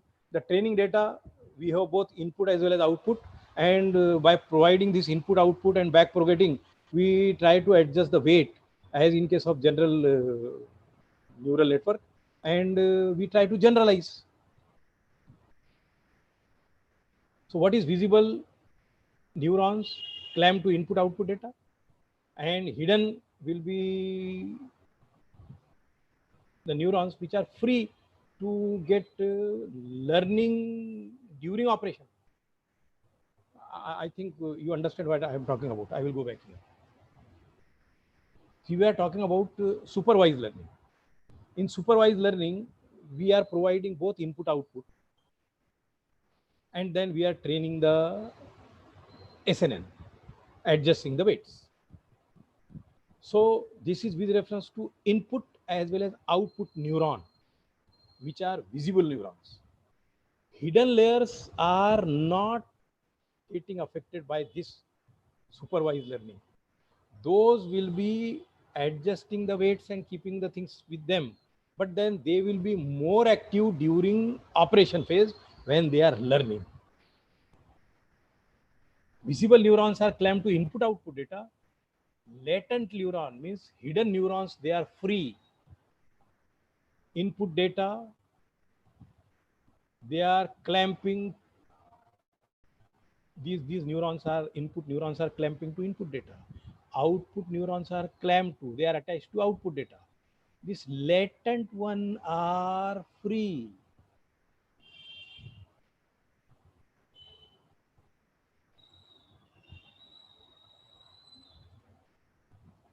Learning rules, they are probabilistic SNN can be directly trained using standard statistical criteria which are already in literature, such as maximum likelihood, maximum mutual information, or maximum average return. Maximum likelihood for supervised as well as unsupervised learning. This is a typical formula. Regularization terms are typically added to limit spiking rate. Then we have bounded rationality so that we can reduce the energy consumption. These are various learning rules which have been proposed. We have stochastic gradient descent along with the variational inference, typical of the formula. We have the learning signal F is a global feedback signal, and then presynaptic and postsynaptic terms are local to each synapses, and this is what the learning rule is utilized. Stochastic, that is how it works. I will not go into the details of this. Likewise, stochastic gradient updates for synaptic weights. There is something known as spiking time dependent plasticity, known as STDP. Further simplification yield Hebbian learning neurons that fire together, wire together. What is that? Neurons that fire together, they should be wired together. Hebbian learning is that all those neurons which will be firing together, they should be wired together so that we have less energy consumption. So we use here in this learning rule is simplified by spike timing dependent plasticity. What it means is spike elasticity is generated by this delta t time, and we spike here only. Change in synaptic action depends -A1 to A plus, A minus to A plus it goes. So it is spike timing dependent plasticity. STDP is involved for learning rules to simplify the energy consumption or reduce the energy. Lastly, some batch training is done for this. This is already shown. Rate encoding already shown to you. This was the example of that. Graceful trade-off complexity delay versus accuracy has been reported by Zhang that processing time versus test accuracy in SNN goes something like this, where in ANN it goes something like this. It's a comparison. Zhang and his colleagues in 2018 have improve this batch training, complexity of delay versus accuracy, processing time, and test accuracy in ANN and in SNN. Online training,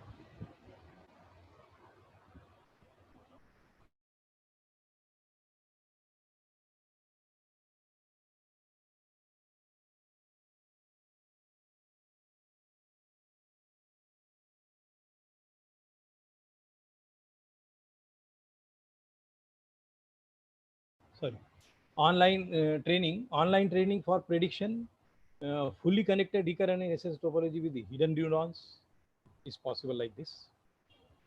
Online training. Then online training is possible by rate encoding also. Typically shown in this diagram. Online training with the rate encoding has been compared here. The online training is possible by time encoding, which is shown here, and the comparison is also shown by diagram. Later on, you can just go through these slides and work out on yourself. Online training rate versus time encoding comparison has been shown here. So you can observe that time coding, decoding, accuracy, and rate decoding, encoding, what is the accuracy, and number of spikes, how they compare with the rate and time decoding. Depending upon the application, you can. Finally, there is reinforcement learning. We apply some training and then we provide input output so that reinforced learning can be done. We show the data also. It is supervised, non-supervised learning taken together, what is known as reinforced learning. We have level 1, level 2, level 3, and the spiking neural network spikes are given to them and they are then trained and learned. Same dot given to actuator. This is the pseudocode for online learning. This is a typical pseudocode. For each time T, we carry out the sampling, then we have the global feedback. From there, you take another global feedback number 2, and then local parameters are updated. Very similar to our back propagation algorithm, but here more probabilistic approach is taken. Now, we have the final one for examples. Maybe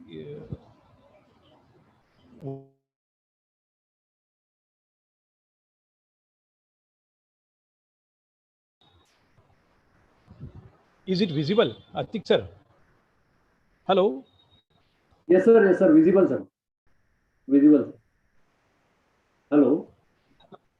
This is the case study. Hello, yes, sir. Hello. Am I audible? Yes, sir. You are audible. And am I audible? Yes, sir. Contents are again visible, sir. No problem. Correct. I would like to keep this slide for some time without me speaking anything. This one, an abstract one. Okay, sir. Because indirectly I am giving a method of read a research paper. How to read a research paper. Okay, sir. This one. So this example I have taken. It is a low power spiking neural network chip based on a compact LIF neuron and binary exponential charge injector synapse circuits. So it is hardware based, and I will be just leaving this particular abstract. I request all the audiences to please read it. I will not read out. I will just highlight some of the things. I am muting it for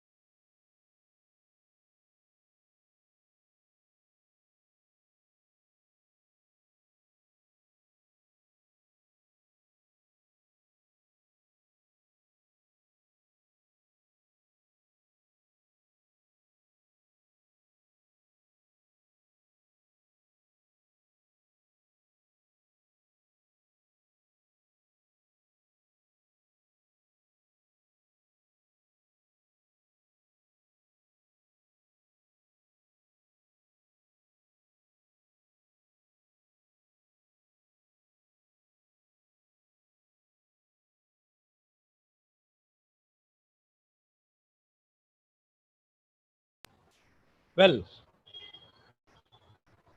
so Yes, sir. you get it, sir. This particular paper.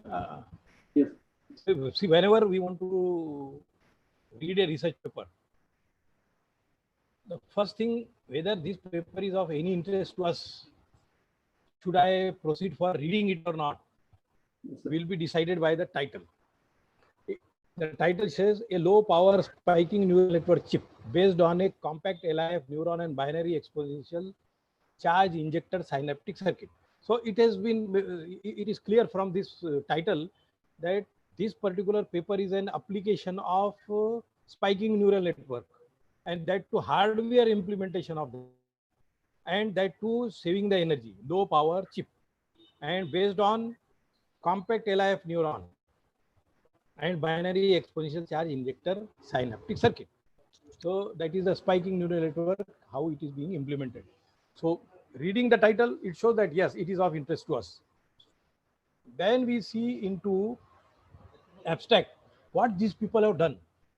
They are indicating here what was the purpose, what is the purpose of this work, and what way they have proposed, what way they have verified. To realize large scale SNN on hardware for mobile applications. Area and power optimized electronic circuit design. Okay, so just read it and understood. Okay, what is then? It is area and power optimized hardware implementation of a large scale SNN for real time IoT application. What is this? An area, a small area, very large scale integration in a small area, and power optimized hardware implementation of a large scale synaptic neural network for real time IoT application sensor. How did they do it? This is their first figure where they have indicated. I am not going to explain it. I am just going to show you that it is possible for technologically to implement this large scale spiking neural network with the less energy consumption as well as size and all. This is the first figure they show while explaining their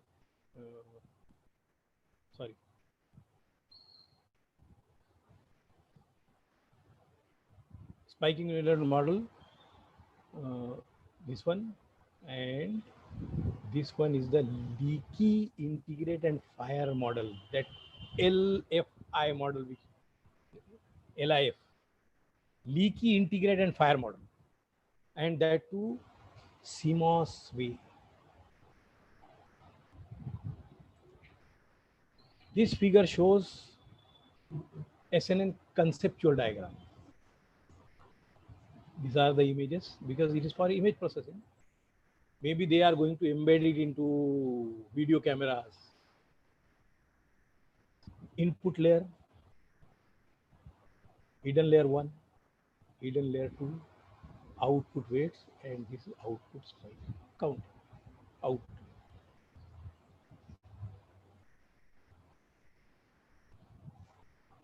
Smith trigger and all, which is used for implementing that leaky inside the neurons.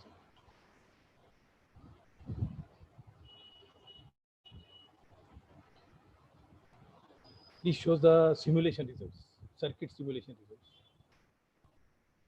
This shows further the fully connected network, how they are implemented by means of gates.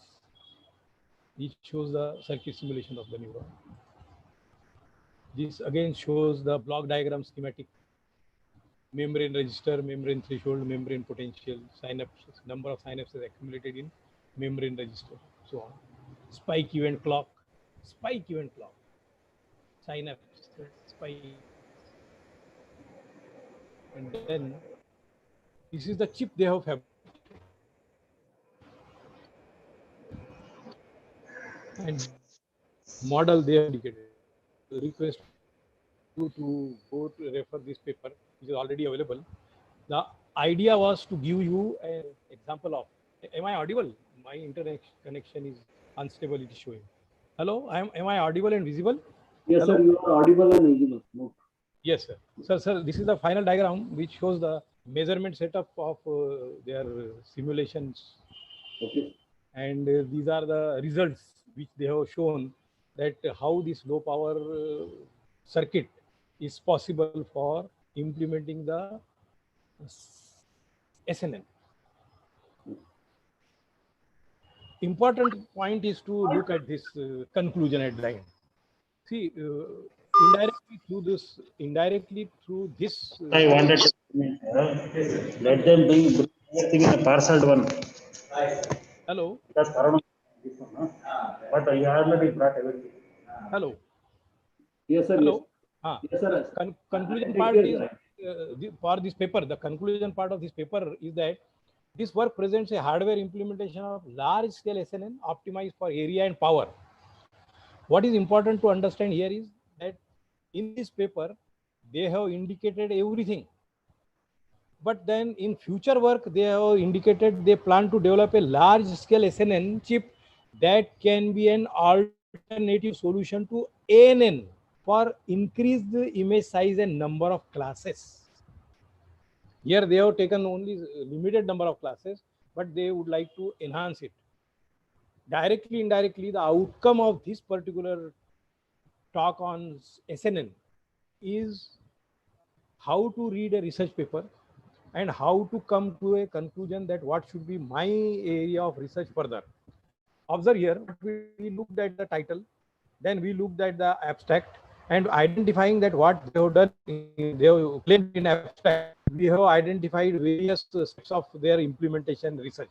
And at the end, we are looking at the conclusion, identifying that what claim they made, they have proved here. And then out of this, we are also getting a future direction of work for that this SNN, large scale SNN, so that we can have an alternative for large ANN, which is doing the same job.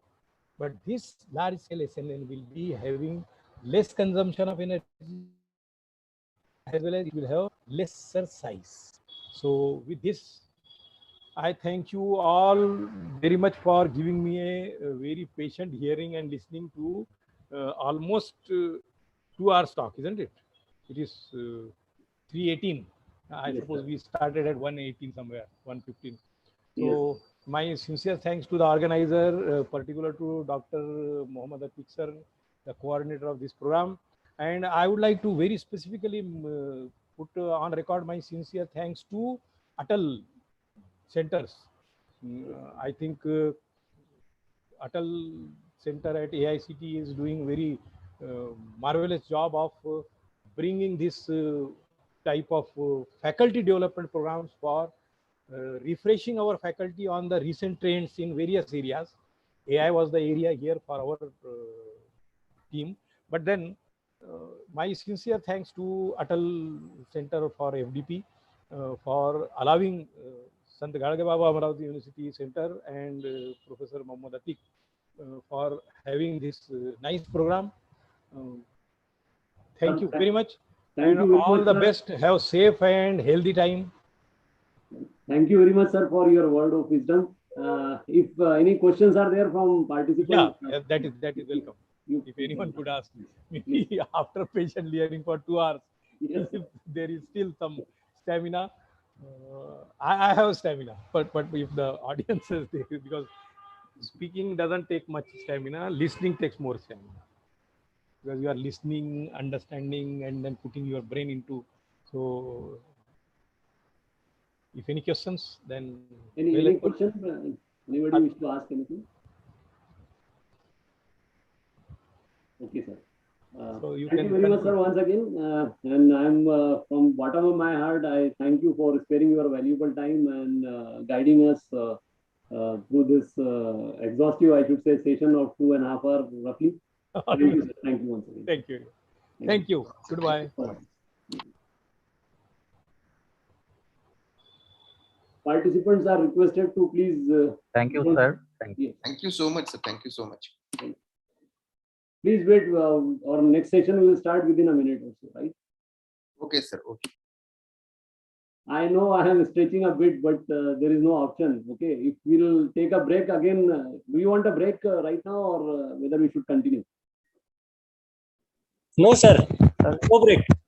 Okay, great. Pratap, VK, sir.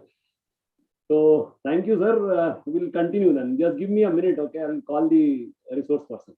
Okay. Okay, sir. Okay. No issues. Thank you so much.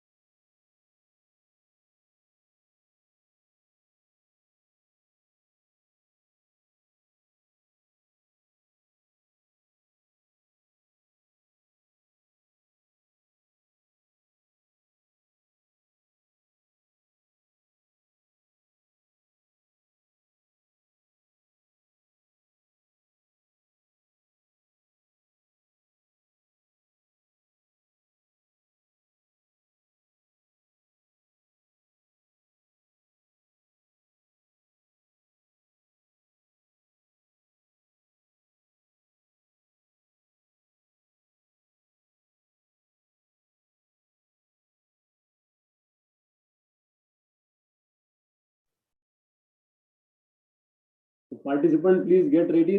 We'll have a, I should say, a very hands-on session. Okay, and a very young chap will join us very soon. I hope I am audible. Yes, sir. Yes, sir. To keep you energized and motivated, I used to speak certain things. Okay, not the issue.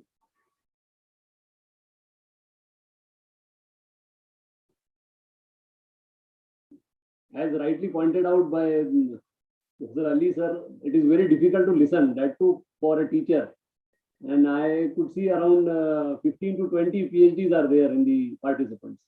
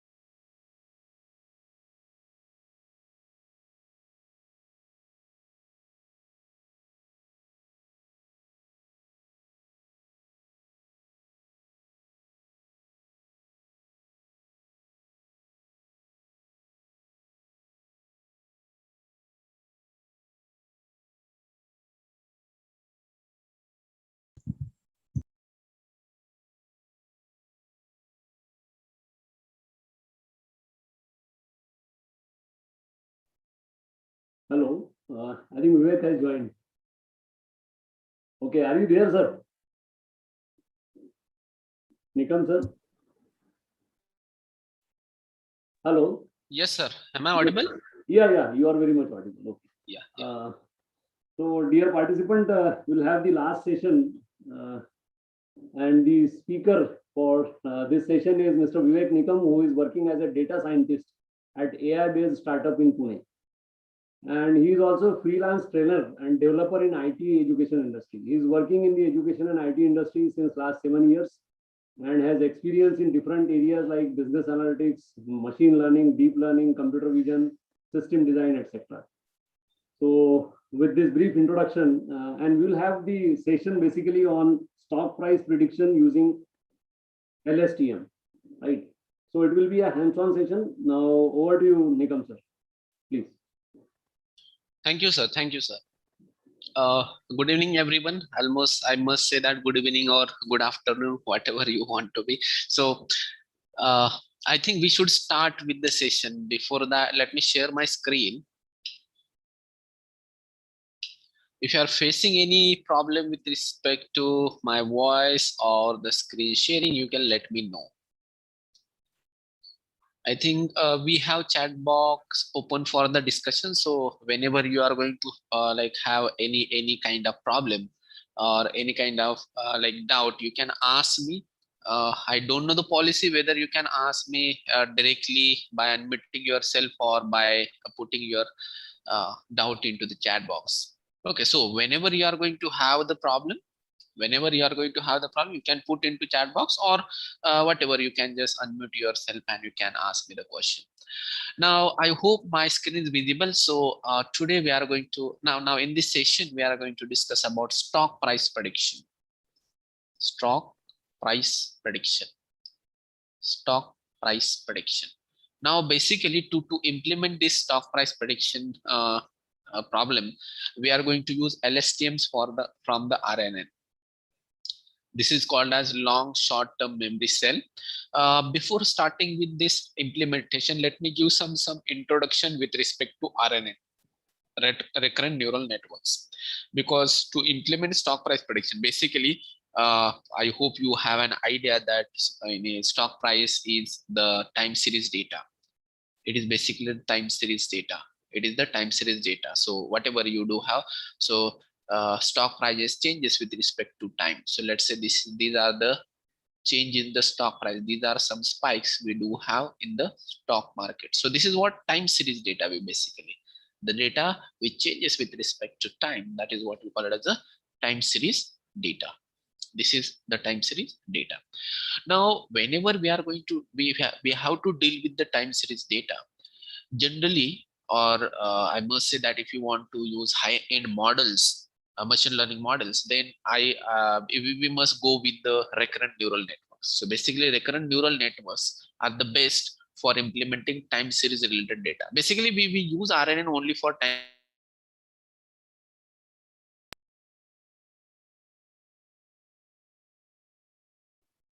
Nikam, something is wrong with regard to your voice. Please take that. Sir, not audible, sir. Yes. So Nikam, you are not audible. Please take. Hello, Nikam, sir. Now it's audible. Yeah. Am I audible? Yes. Yeah. Power cut here, so that's why got disconnected. Okay, so we were discussing about the time series data. Now, whenever we have to deal with time series data, we have to go with RNN. So let me tell you some like introductory level information about RNN. Then after that, we'll see what is meant by LSTM, and then we'll go for implementation of stock price prediction model using LSTM. Okay, so let me just go with the RNN. Before RNN, what is ANN? What is CNN? You might have seen about those kind of concepts. ANN is artificial neural networks. It is artificial neural network. Basically, this is the neural network where we use like layer of neurons. We use layer of neurons to build the machine learning model kind of thing. We do have one input over here. So input features we do have over here, and it is going to generate Y. That is what we call it as the output. So obviously these all neurons are interconnected with each other. Okay, so this is what sequence model we call it as. This is what the sequence model we call it as. Okay, so this is what artificial neural network. Input from this side we give as an input, and it is going to generate the Y expected output over here. Generally, I call it as Y predicted. Y predict. Generally, I call it as Y predict. And the data we use to train this model, that we generally call it as extend and Y train. Extend and Y train. Basically, this Y train is also called as Y actual. This is also called as Y actual or Y train. So this is what the data we use for training purpose. Once this model gets trained out, we can use this model for prediction purpose. This is what neural network model is basically. Now some terms are there, just as a revision I can say, or I can tell you that in these two layers we do have weight matrix. So let me call it as W1. This is another weight matrix. This is W2. This is another weight matrix. This is W3. Whenever we do provide any input from over here, this input is going to be passed to these neurons, and it is getting multiplied with these weights and added up with these biases at each and every layer. And after that, we are going to have the Y predict at the output. There are many terms that you need to know, like what is meant by activation functions, then what are loss functions, what are optimizers. So that are like with respect to basic artificial neural network. This is with respect to basic artificial neural network. Now this is about ANN is basically. Then after that we do have CNN, convolutional neural networks. Convolutional neural networks. Now convolutional neural networks basically we use for image related models. Basically image is like as an input to convolutional neural networks. On this image we do perform some kind of convolutional operations, and this convolution operations is going to give us some extracted features from the images. Like let's say for example, if you want to identify the animal, let's say we have to identify whether it's cat, whether it is dog, whether it is elephant, likewise. So if you want to predict whether that image contains cat or dog or elephant kind of thing, then how it happens, we are going to build the model. We are going to build the model that is going to extract the features from the image. So basically what it is going to extract, whatever input image we do have, let's say X is the input, it is going to extract the features like how its ears are going to be, how its skin is going to be, how it's like what we can say legs are going to be. Then after that many kind of features are there, facing, what kind of facing it is going to have. So basically these are high level features, but some sequence of convolutional layers is going to provide such kind of high level features. And on the basis of these features we are going to predict. We are going to have ANN later on, artificial neural network we are going to have later on, and that is going to predict what kind of object that is. So that is what Y predict is. So whether it is cat or dog or elephant. So these are images. So in convolutional neural networks, we operate on the images basically. So image related projects we do using convolutional neural networks. Okay, so that is in short we call it as a CNN. If you want to go in detail of CNN, just try to understand what is by convolution operation, what is by pooling operation, what is by filters, what is meant by padding, what is meant by flattening, kind of concept you need to understand. And one more thing important from CNN is pre-trained models. So there are basically many pre-trained models are there. Like let's say we do have VGG models, we do have Google Net, we do have Resonate. So kind of pre-trained models are there. So generally we use these pre-trained models in the industry for implementation of computer vision related projects. And also one thing is that whenever whatever the concept we use to transfer this kind of pre-trained models for your current problem statement, that is called as a transfer learning. transfer learning. So this is like very important concept for latest kind of projects in computer vision, as well as also we use transfer learning kind of concept in NLP as well. So computer vision and NLP is entirely dependent on transfer learning or pre-trained models. This is very important to understand. So basically these are some CNN models.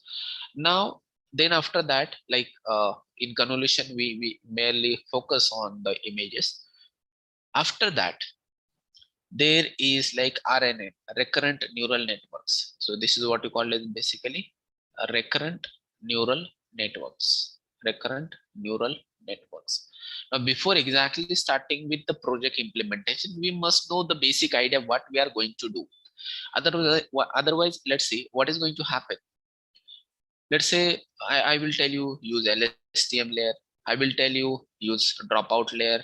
I will tell you use again LSTM. It is just like meaningless implementation will be having. So I don't want to do that. You must know the meaning of each and everything.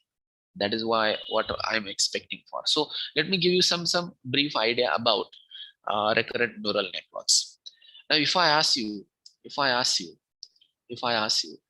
what is machine learning? Basically, whatever we are discussing, that is with respect to machine learning. So if I ask you, what is mathematical definition for machine learning? In one line, how we define machine learning model? In one line, mathematically, how we define machine learning model? So can anybody tell me in one line how we define machine learning model?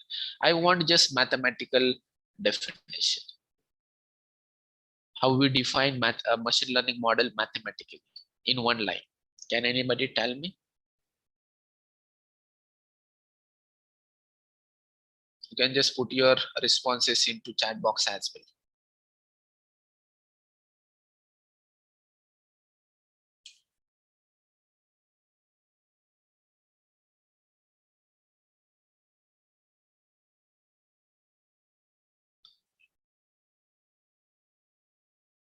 Machine learning in one line. I hope your machine learning topics have been covered or machine learning concept is been covered. So what is machine learning model in short? Because we all are like either engineering people or research people or like mathematical related branches we are belongs to.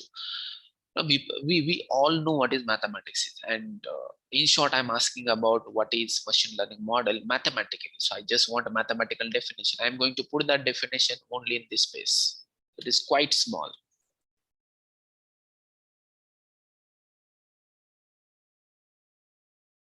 What we do exactly find out in machine learning?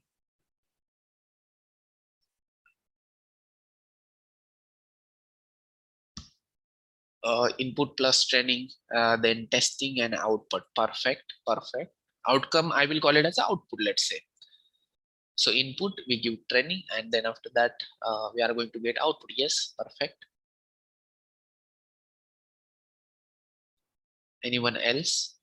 So let me just write down what ma'am said about. So we do have input, then we do have training, then we do have testing, and then we do have output. Okay. A model to learn from environment and give desired output. Yeah, perfect. A random forest is one of the machine learning algorithm. Random forest is one of the machine learning algorithm. Perfect.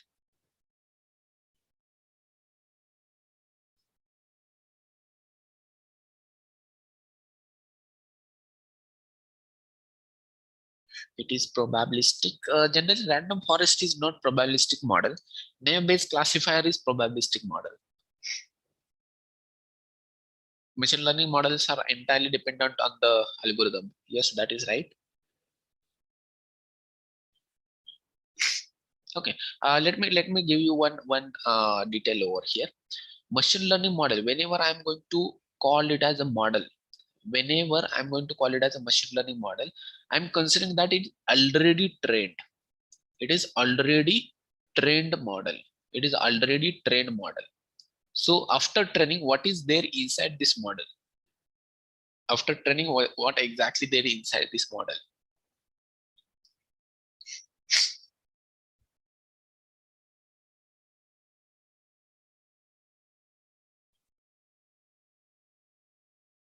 Okay, so let me tell you now, machine learning model. So basically what I'm going to tell you, see, this is part of training. This is part of training. And then after that, this is part of testing. What I'm exactly want is that after training and testing, we use this model to predict the future values. So exactly, I want the definition of that model. Yeah, perfect predictive scores we are going to have from the machine learning model. So after training, exactly what this model is going to have inside this. This is what, like, we can say in programming language, we can call it as an object. But exactly what is inside this object, that we must know. So I'm going to tell you that mathematically, because I must say that that is like very, very short and perfect definition of machine learning model. I always used to ask this kind of question. Understanding of problem. Okay. Always ask this kind of question everywhere. Whenever I'm going to interact with the freshers in my company, or whenever I interact with the students from the college, whenever I interact with the researchers in machine learning, I always used to ask this question: what is machine learning model is? And whenever I'm going to tell you this answer, you will say that exactly this is machine learning model that we know from 5th standard. Yes, that is going to be very simple mathematical definition of machine learning model. I don't think irrespective of that one, we do have any other definition for machine learning. Let me write down that one. Machine learning model. So after training and after testing, whatever we do have in this model, that is y is equal to, that is y predicted. That is why y predict. We are going to find out y, which depends on x, which depends on x. Okay, so this is what that definition, y is equal to f of x, where x is input to the model, and where y is the output that is given by the model. Because generally what machine learning model does, we are going to get this particular function after training. So we are going to get this function after training. So obviously this is the definition after training. Now this f, that is what function, this is what ML model is. This is what ML model is, and we represent ML model like output is dependent on current input, and the relationship between output and input, or input and output, is been defined using ML model. This is simply the function. This is simply the function. So y is equal to f of x is the definition of machine learning. This is what we are doing in machine learning. That's it. Now there are multiple ways to find out this function. There are multiple ways to find out this function. That depends on many things like data, like training algorithm which you are going to use. So it depends on many things, like what kind of this function is going to be. That I will also tell you. Let me see. No, machine learning model is not a device. It is just software piece. It is the piece of software. It is software. It is not a. It is not kind of hardware thing. Machine learning model is not kind of hardware thing. It is completely software thing. So we provide something as an input to that model, and it is going to give us some output. Now this function is called as machine learning model. So that is what the function that defines the relation between input and output. Now let me give some examples. Let me give you some examples. Let's say we want to predict population after like 20 years. So on the basis of previous population trend, we are going to predict. For example, this is 2021. In 2021, our population, Indian population, is around 30 crores, let's say.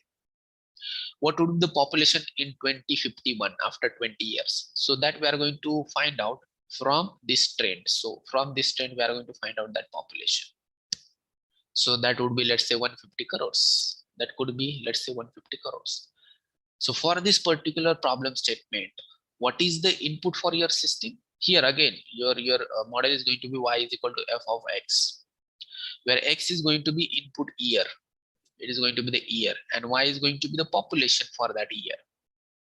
That is what the system is. Now, can anybody tell me what is this function is? What is the relationship between input year and population? This function means it is function of X, let me tell you. And even I have just shown you here what is that trend is. So that function is going to be this one. That function is going to be this one. So this is going to tell us the population after 20 years, even after 40 years, 50 years. So this function is like this line is been defined using this function. So obviously this function is going to be equation of line. This is going to be the equation of line. And obviously what this function becomes, y is equal to mx plus c. This is what machine learning model. Now mx plus c, this m is slope of this line and c is going to be like y-intercept for this line. So if we know this line, we can even predict population after 100 years. How much it is going to be like realistic or not, that is another part. But we can predict even after 100 years.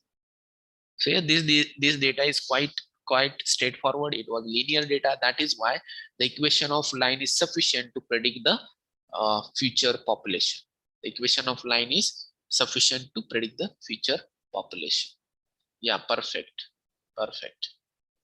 Linear equation. Now sometime it might happen that this is going to be your X, this is going to be your Y, and data has been distributed like this. Now that means the trend is going to be like a curve. The trend is going to be like your curve. What is the relationship between Y and X?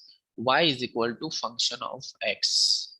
What is the function of X? It could be like theta 1 X square plus theta 2 X plus C. So this is just the quadratic equation. Why quadratic equation? Because it is the curve. It is the curve. So obviously to represent the curve, we need a quadratic equation. Like X square term is obviously there.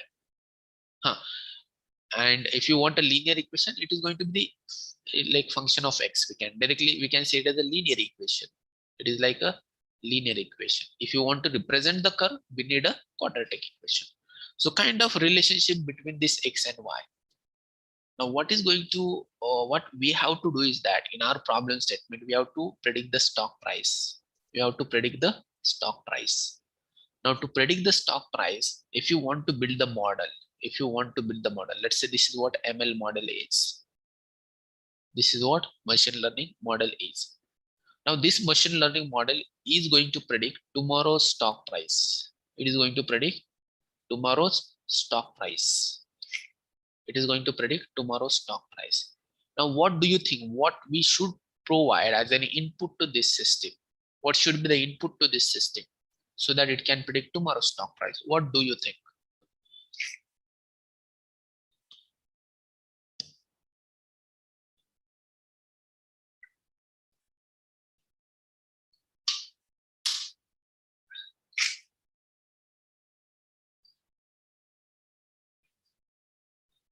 Yes, perfect. Historical data, perfect. Price in the past, perfect. Database, yeah, database which contains database data set, you can call it as no problem.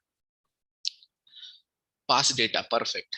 We need to provide past data. So this is fixed. Like you people are quite aware that we need to provide the past data.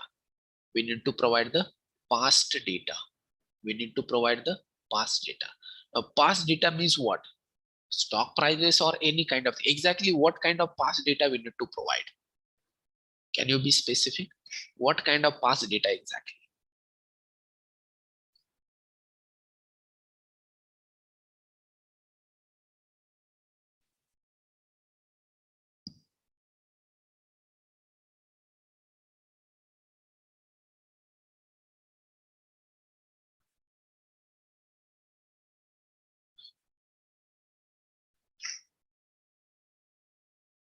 Yes, perfect. Time series data of stock prices. Year-wise, day-wise, we can say no problem. Day-wise, we can say because tomorrow, like specific date we do have. So date-wise data we can consider. Stock prices, yes, perfect. So that is what exactly I was expecting from your side. Yeah. So past data. Now past data means past stock prices. So if you want to predict tomorrow's stock price, let's say example of SBI stock, SBI bank stock we do have. So if you want to predict tomorrow's stock price as a human being, let's say, as an analyst, as a data analyst, we want to predict tomorrow's stock price as a human being. What we do, we just look at its previous trend, where that stock prices are going. We just look at a previous trend where that stock price are going. If SBI stock prices are going up day by day, so obviously tomorrow's stock price would be like this. If that stock price is going down day by day, so let's say it is going down day by day, so tomorrow's stock price could be like less than this. So that is as per the trend, we say. As per the trend, we say. And this trend we define using some function f of x, where x is previous stock price. Now, ultimately, what I need is that to predict tomorrow's stock price, we need stock price of some previous dates. So this is stock price of today. This is stock price of yesterday, day before yesterday, before that day, before that day. So this is stock price of some previous days. So on the basis of previous some days, like they say, I can say it as like trend. So we need some previous days data to predict tomorrow's stock price. So obviously, can I say that this is going to be time series data? This is what time series data is. This is what time series data is.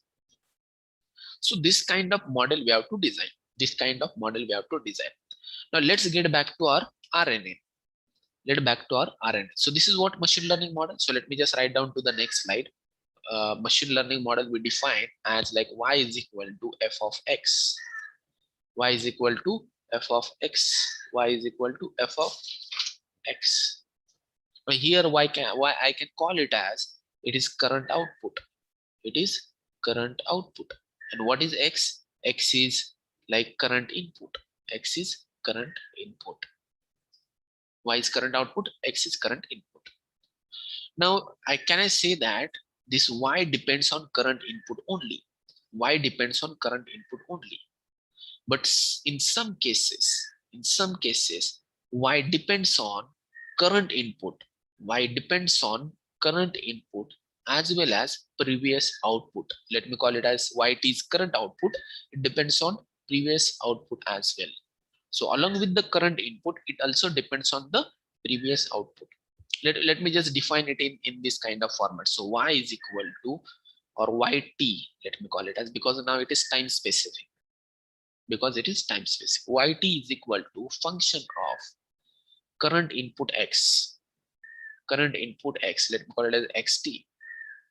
And previous output. So if yt is the current output, yt minus 1 is going to be the previous output. So this is what the mathematical definition of recurrent neural network. This is what the mathematical definition of RNN cell I can say. It is not even the network, it is just a small cell.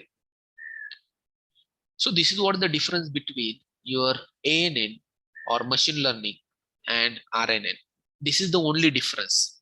In normal ANN, we don't need to know about previous output. In RNN, we need previous output as well. Those who are from computer science background or electronics background or IT background, those people might aware of Moore and Millie machines. Moore and Millie machines. I hope you remember that. In Moore and Millie machines as well, the next output depends on current input as well as previous output. So same kind of thing is over here. Same kind of thing is over here. Same kind of thing is over here. So this RNN cell, this is again machine learning model. That's fine. This is again machine learning model. That's fine. But now I'm going to call it as RNN cell. I'm going to call it as RNN cell. Let me give some very simple examples of this kind of equation. Basically, in mathematics, this kind of equations is called as a recurrence equation. Recurrence equation. This kind of equations we call it as a recurrence equations. In programming language, we call it as recursive functions. In programming language, we call it as recursive functions. In programming language, we call it as recursive functions. And in case of artificial neural network, we call it as a recurrent neural network. A recurrent, a recurrence, and recursive. Tino ka matlab same hai. All these three are same thing. So let me just mention this mathematically first. Yt is equal to function of xt and yt minus 1. This is what mathematical definition. Mathematical definition. Let me tell you some example of this mathematical definition. Let's say we have to find out factorial of number. Factorial of any number. Factorial of any number n. Factorial of n. How do we define that? Factorial of n. Just a minute. Factorial of n. Factorial of n is equal to n into factorial of n minus 1. Can I say that fact is one function? In programming, we call it as a function. So fact in mathematics also we call it as function. So fact of n is one function. So this is going to be your output y, final output y for value n. For value n. So it is the factor of value n. So it is yn.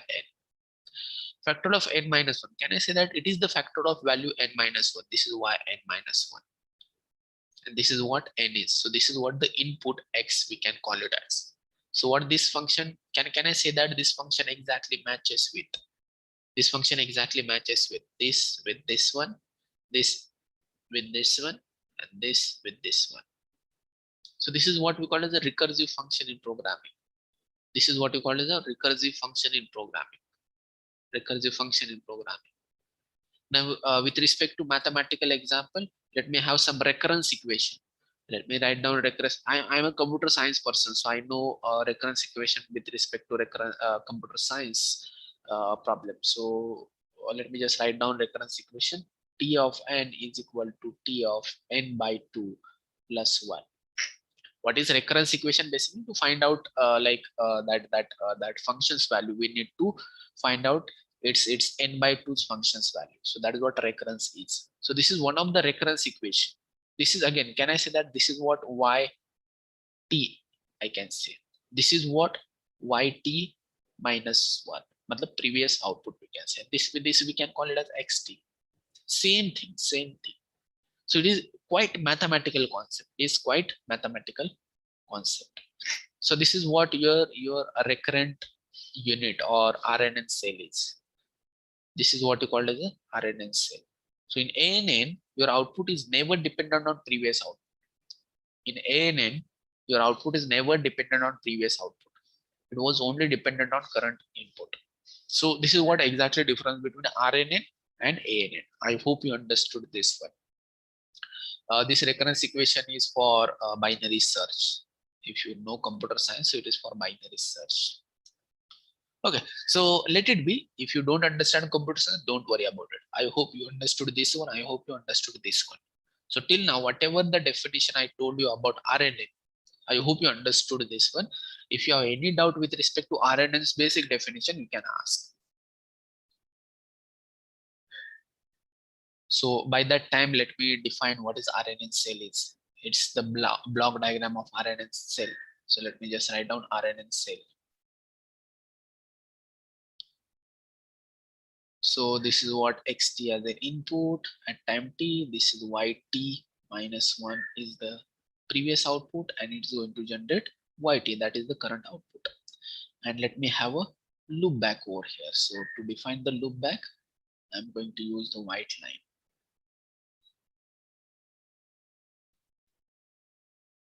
Yeah, that's it. So this is what your block diagram of RNN cell. So at time t, xt is the input. It is going to generate output yt equal, but for that purpose, we need previous timestamps output. T is the timestamp.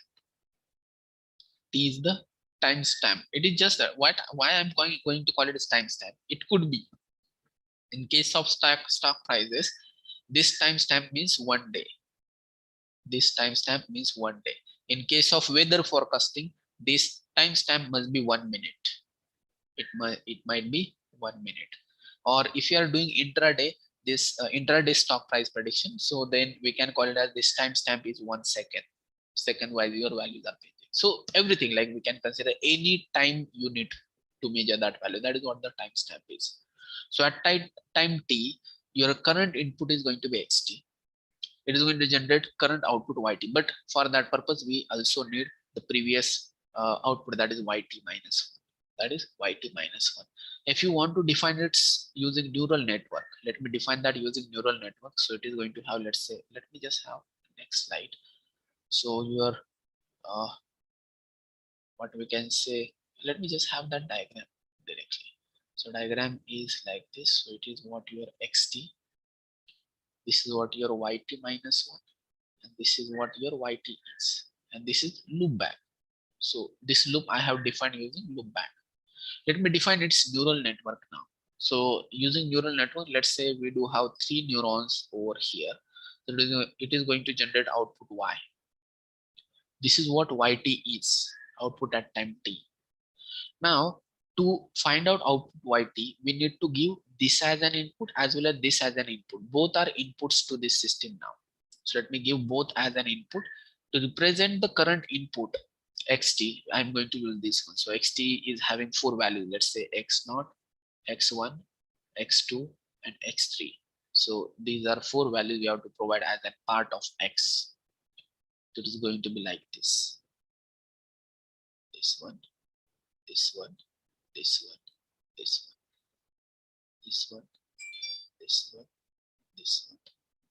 So this is just the like fully connected neural network. This is what xt. So we have given it as an input to generate output yt. What about yt minus 1? So yt minus 1 is going to be like, let's say, let me call it as yt minus 1. So in yt minus 1, again, we are going to have 3 inputs over here. Why? Because your yt is going to have 3 values. So these 3 values we are going to provide as an input next time. So let me just have that one over here. So that will be provided as an input again over here. This we are going to provide over here. This will be provided as an input again to this network. And this final, like in the next timestamp, this value will be provided as an input to again to your neural network. So this is going to be the internal structure of your RNN cell. This is going to be your internal structure of RNN cell. This is going to be internal structure of RNN cell. Now, without wasting time, let me go ahead with the implementation.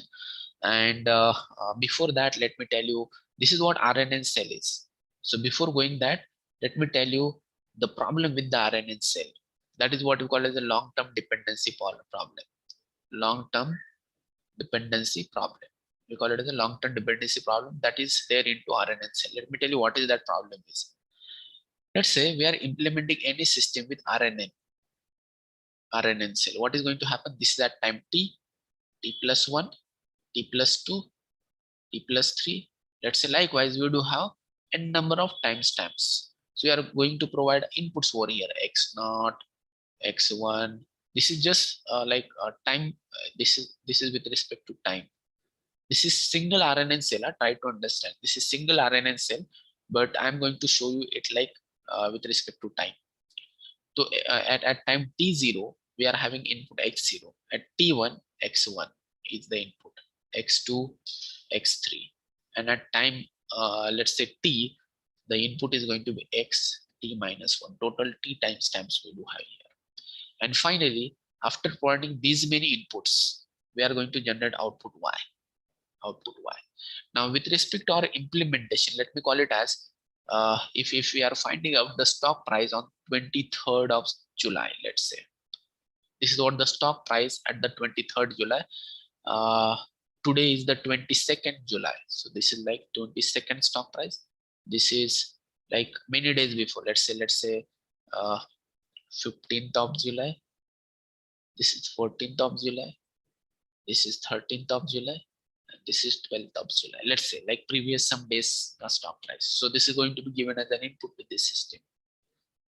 And after that, after taking these inputs, it is going to generate the final output, that is y over here. So that is what the tomorrow stock price. This is what today is. This is what today. So we know stock price is still today. We know the stock price is still today.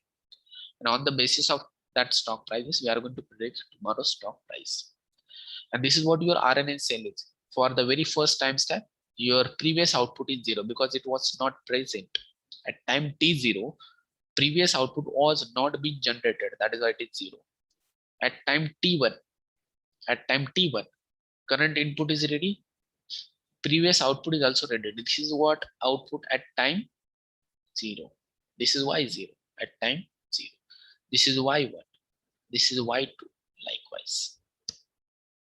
Now, for this particular RNN cell, this is just the time with respect to time this RNN cell is being shown. This is single RNN cell. This is single RNA cell. I'm just showing it with respect to time. I'm just showing with respect to time. Okay, so with respect to time, I'm going to provide some previous day's stock price. Previous day's stock price. And on the basis of some previous day's stock price, it is going to generate final or we can say tomorrow's stock price. I can say tomorrow's stock price. Okay, so this kind of model we are going to build. This kind of model we are going to build. Now, what is the problem with this model is, whenever we are going to train this model, how do we train this model? Using back propagation, or we can say using optimization algorithms. Using optimization, like Adam is there, or RMS prop is there, ADA delta, ADA grad, kind of optimizing algorithms are there, or stochastic gradient descent, we can say. Using that, we are training the model. Now, basically, the concept of training the model is to find out the error over here. So let's find out the error over here. And after finding the error, we are going to back propagate that error at the weights. So where are the weights? So this is weights, this is, or let's say these weights are. So this is what weight matrix we do have. Here we'll do have weight matrix. So this kind of weight matrix at each and every step. So here with respect to time, we are going to update the weight matrix. We are going to update the weight matrix. So that is what we call as back propagation. Whatever the error we have generated over here, as per that, we have to update this weight, this weight, this weight. So likewise, we have to update the weights. That is what we call as back propagation. Now, what happens whenever we are going to update the weights? Much of the change is been done at W. Like the latest timestamp, we can say. And as we go behind, for example, your error is going to be 0.1. So basically this 0.1 gets multiplied with the activation function's derivative. Let's say its derivative is again going to be, let's say, 0.1. This is what the error, this is derivative of your activation function, let's say sigmoid. So 0.1 error multiplies with activation function's derivative. 0.1 into 0.1, the change over here is going to be 0.01. Again, when it goes over here, again 0.001, it is going to be changed. Here again 0.001. So every time it is gets multiplied with 0.01. That is the derivative of activation function in each and every step. It is going to be 0.00001. It is going to be 0.00001. Whatever that is number of steps. Can I say that it is going to be negligible? It is almost close to zero. This change is going to be almost zero. Here we do have sufficient change. 0.01 is like, we can say like sufficient change we do have over here. And that is why the weights with respect to the latest input gets changed very quickly. But almost this Y becomes independent of, it becomes almost independent of some initial inputs. Because what is the dependency factor between inputs, like initial inputs and your final output is 0.00001, quite zero. If we do have this kind of steps, like hundreds of steps, so this dependency factor becomes 10 into minus 100. It becomes quite small, like almost zero. And that is why this is what we call as a long-term dependency problem. This is what we call as a long-term dependency problem. That is why we need to use the RNN cell that solves this kind of problem, like long-term dependency problem. That is why we do have LSTM. That is why we do have LSTM. We call it as a long, short-term memory cell. This is what we call it as LSTM, long short-term memory cell. It is not going to have problem of long-term dependency. It is not going to have problem with short-term dependency. So any kind of problem it is not going to have. If you want to discuss more about LSTM, let me give you one link for your reference purpose, because right now it is not possible for us to discuss in detail about the LSTM, but I will give you quite good material with respect to LSTM. So just you have to search for LSTM cola. If you just search for this, You'll get very quite good article on github.io. Yeah, this one, understanding LSTM networks. It's very nice article. If you want to go in depth of LSTM, you can just read out this article. It's best article till date I just seen with respect to LSTM. Let me share its link with you. I think, yeah, so let me just share that in the chat box. You can just have a copy with it with you. If anyone knows that, will be better for him. No worry. Okay, so let it be. So if you want to go in detail with how LSTM is going to work, what is this structure is, so you can just read out this article. It is quite mathematical as well as like very easy, very easy language. It is going to tell us how it is going to work. Okay, so that is what LSTM, and it is going to resolve the problem of long-term dependency. It is going to resolve the problem of long-term dependency. So basically, whenever we are going to implement any problem using RNN, basically we use LSTMs for that. So every RNN related problem, let's say we do have sentiment analysis, we do have image capturing, we do have fake video detection, we do have like we can say like anomaly detection kind of thing in videos. So that kind of problems we are solving using LSTM. So it is kind of implementation level cell for your RNN. So we don't use basic RNN cell, we use LSTM cell for the implementation because of the long-term dependency problem. So that is what LSTM. So I just given you the brief idea about what is RNN and why we use LSTM means. Now let me tell you, basically it is not a topic that we can cover in only 45 minutes. But I think this is the sufficient time because we need to implement the whole problem statement into us. So let me just begin with the problem solution. We are going to do it hands-on. So let me just begin with the problem statement. So what we are going to do, this problem we are going to solve, that is what stock price prediction. So here we are going to predict Google stock prices.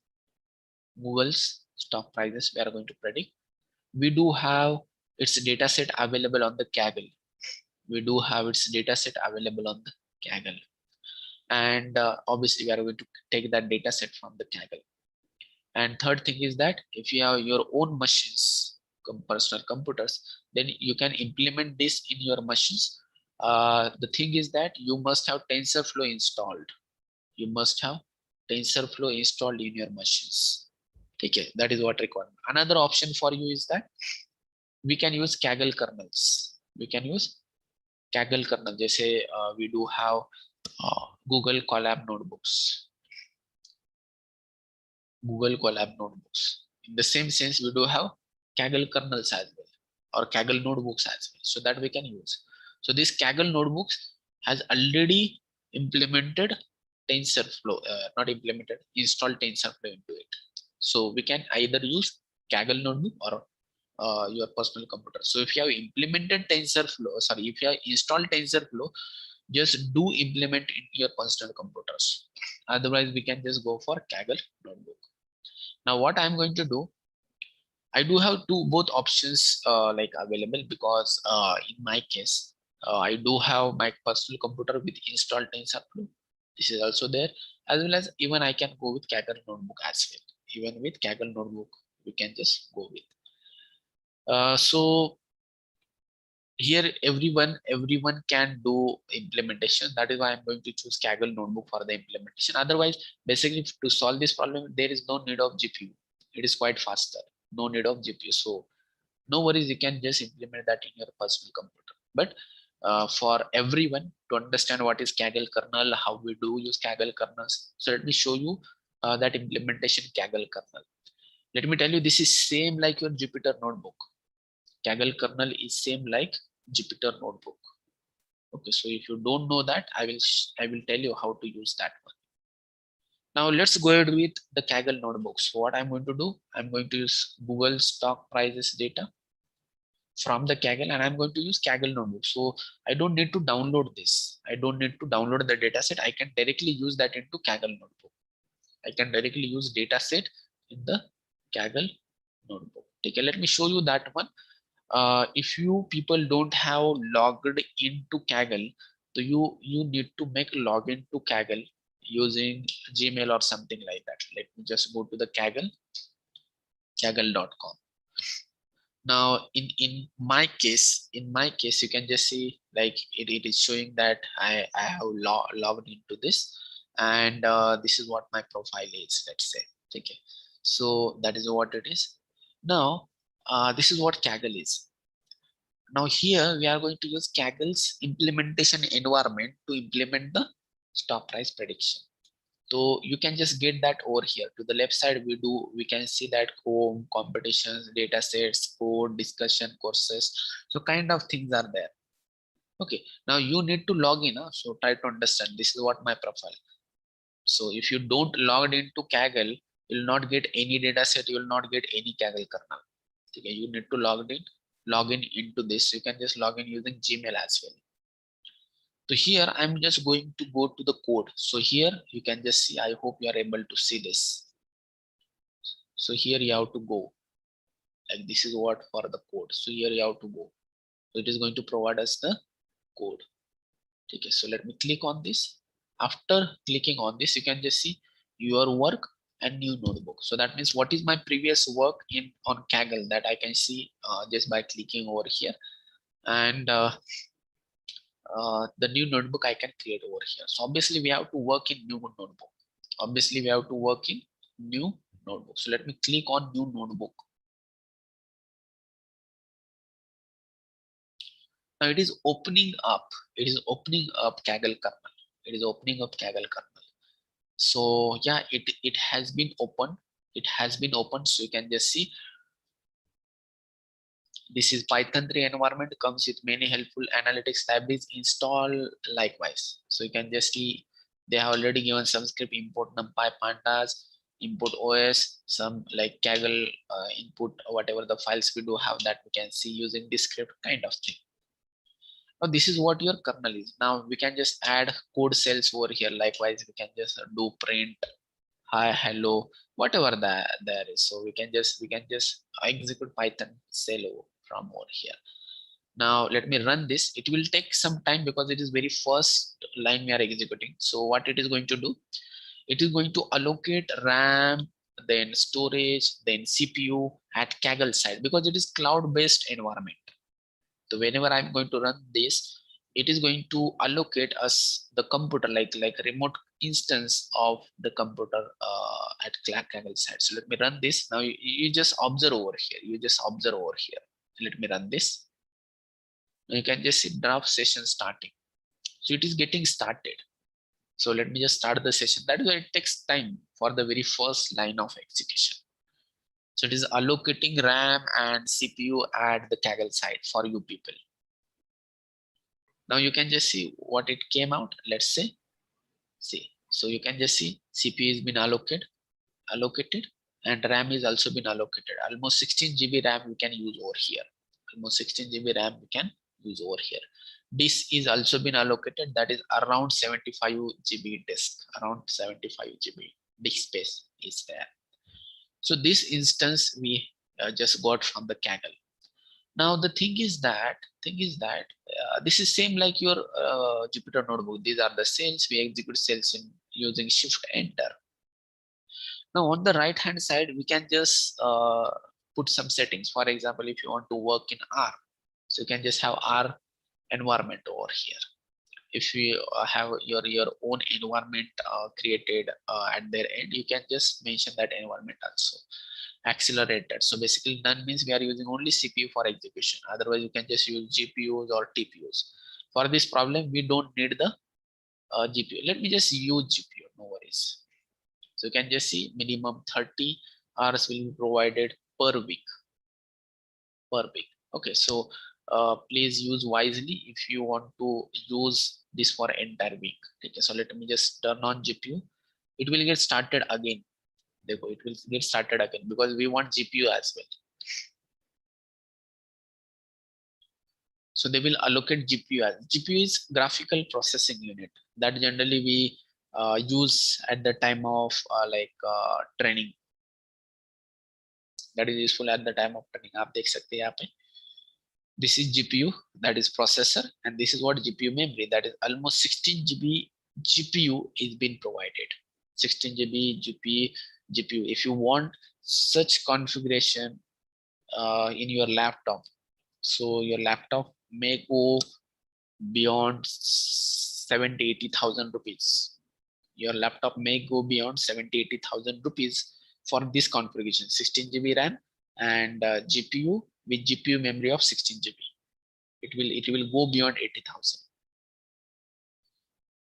Okay, so that's it. In my case, whatever the machine I'm having right now, that is going to have 2 GPUs of 16 GB each. It is the gaming PC basically, and it costs around 1,48,000. Okay, so this is quite like costly, and that is why it's always great to use cloud-based notebooks. It is always best. Why to waste such much money? So much money. Okay. So let it be. So out of 39 hours, I have already used it 1 hour 19 minutes in these 2 days, whatever it is. So this is what your environment is. Internet, you need this internet on if you want to download something over here from the internet. So if you want to download in the notebook something, you need to have internet on. For this project, you don't need to have this internet on or whatever it is. So you don't need internet. You can just keep it as on, or you can just keep it as off. Now we want to use Google stock price data. So let me just do add data over. You can just see over here. Let me add data. Let me search here for Google stock prices. Google stock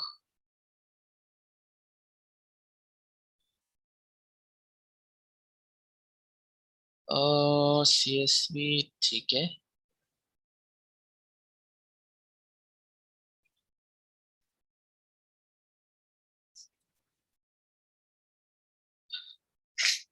Let me just use this data. I don't remember exactly what kind of that data was. I think both the data are same. Let me add this one. You can just see add.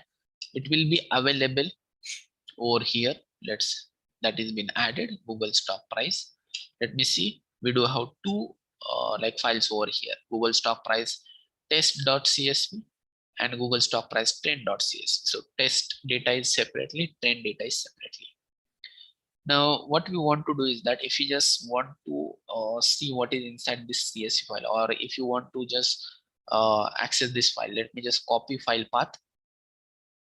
Let me see what is that file path is. This is what the file path is. So that is at / input stock price, Google stock price .csv. Now let me load this CSV file using pandas. So let me just load this stock price using pandas. So which function we do use for that? pd.read CSV. And that we are going to have, or that I'm going to call it as a df. Let me call it as a df train. Let me call it as df train. And same thing I want to do with respect to test data.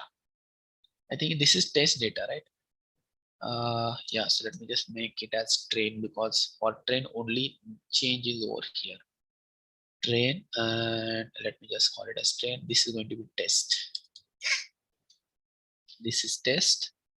This is test. That's fine. Okay. If you are aware of like Linux kind of addressing, then you might know what is meant by .. / is your parent directory. Let it be. Let me run this. PD is not defined, it is saying. So I have not executed this cell. So let me execute this cell. It has been executed, and it is just going to show up the files that are available. So you can just see these 2 files are available. These 2 files are available. We can directly read those files here. Now let me show you what is df train and df test. So let me just show you df train.head. So this is what your that CSV file is. So top 5 records. So if you just observe over here, you can just observe over here. This is date 3rd of January 2012. This is 3rd Jan 2012. This is 3rd Jan 2012. So daily data we do have, And I hope you know that in stock price or in stock market, they are having weekend holiday. Okay, so you can just see 3, 4, 5, 6, 7 and 8, they do have holidays. So that is why 7th and 8th Jan data will not be there. That's fine, that's totally fine, because we do have like date wise data over here. We do have date wise data over here. Here you can just see for specific date, we do have open price, high price in a whole day, low price in a whole day, closing price in a whole day, means at the time of closing of market, and the volume of trading, how many like units are being traded on that day. Here what we want to predict is that we want to predict tomorrow's open price. We want to predict tomorrow's open stock price.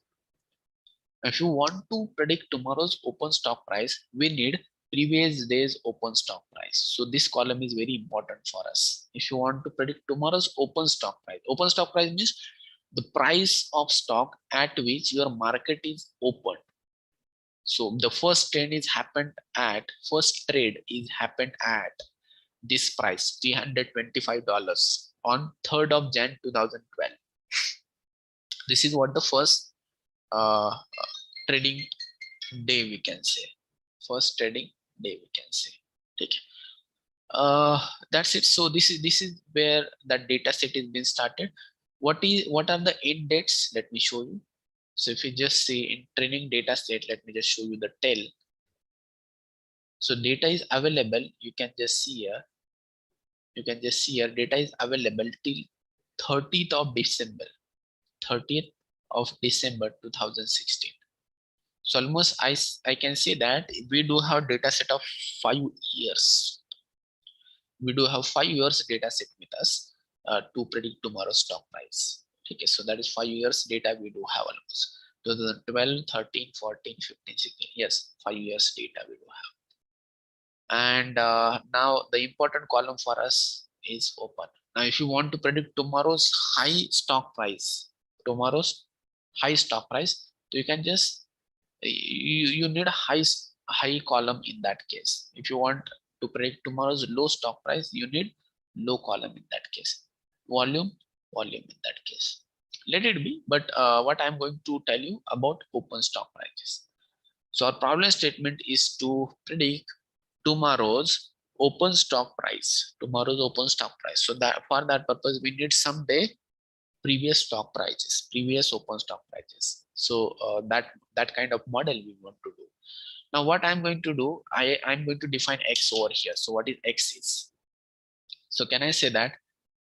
So let me just show you how your stock prices are being changed. Let me show you that one. What I will do for that, plt dot let me just import matplotlib, import matplotlib dot pyplot as plt. Let me import that and let me use plt dot line plot, plot. On the x-axis I want the date. So date I'm going to have this to date time, pd dot to date time of df train ka date. On the x-axis I'm going to have that date, and on the y-axis I want df train ka open stock price. So how market is been opened, that I'm going to show you on the plot. So you can just see now, yeah. So if you are just invested in Google, in 2012 or around 2012 end, around this, so you might have got that stock at $300.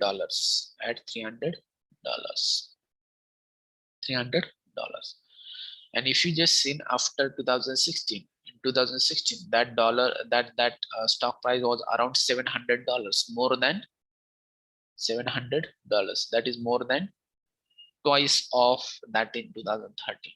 More than twice. It was more than twice. Okay, let it be. So this is how your stock is being changed in previous some years. So Now what we have to do, on the basis of this data, we have to train the model. On the basis of this data, we have to train the model. Now for training the model, we need a data. We need a data. So generally what we do, we take that data into X. So let me just take that data into X. So X is equal to df train. X is equal to df train of open. Let me, open. Let me have that as 2D. So let me just give one more bracket so that this X is going to be the data frame now. Because of these two brackets, X is going to be a data frame. And that is why we can just do it scaling properly. Now this is what X is over here. So on the basis of this X, we are going to use only open column to predict tomorrow's stock price, right? So this is what X is. Now the thing is that these all stock prices are in very high values. These all stock prices are very high values, 300, 400, 500, 600, 700. And in neural networks, the basic learning algorithm is gradient descent. I hope you all know what is meant by gradient descent is. The basic learning algorithm is gradient descent. Now this gradient descent will work fine if these input values are very small. So around 0 to 1 I can say. Around 0 to 1 I can say. Now what is the problem with very high values? There is problem in gradient descent that is called as vanishing gradient descent that may arise. Vanishing gradient descent that may arise, and this is a very well-known problem with gradient descent, and to avoid this we have to make this value small, around 0 to 1, and that is what we call it as scaling. That is what we call it as a scaling. For example, let's say we do have some measurement unit as a gram. So let's say we do have 1000 gram sugar or 2500 gram sugar. So that is what 2500 gram sugar. So instead of measuring this in grams, let me measure that into kilograms. In kilograms, it is going to be 2.5. So that is what we call it as scaling down. We are not changing the data. We are not changing the data. We are just scaling down the data. So how we can do that? So for that purpose, I'm going to use inbuilt function. So let me call it as from sklearn dot preprocessing. Let me import. We call it as a min-max scaler. Min-max scaler. Okay. So this is what it is going to scale down that data X. That is going to scale down that data X. Okay. Let me just call it as scalar. Scalar is equal to min-max scalar, and this is going to be the empty object. So now this scalar we are going to fit transform. Let me just only fit now. Only fit, and let me fit this X. And then after that, I'm going to call it as X is equal to scalar dot transform X. Now you might say that, let me just take it down.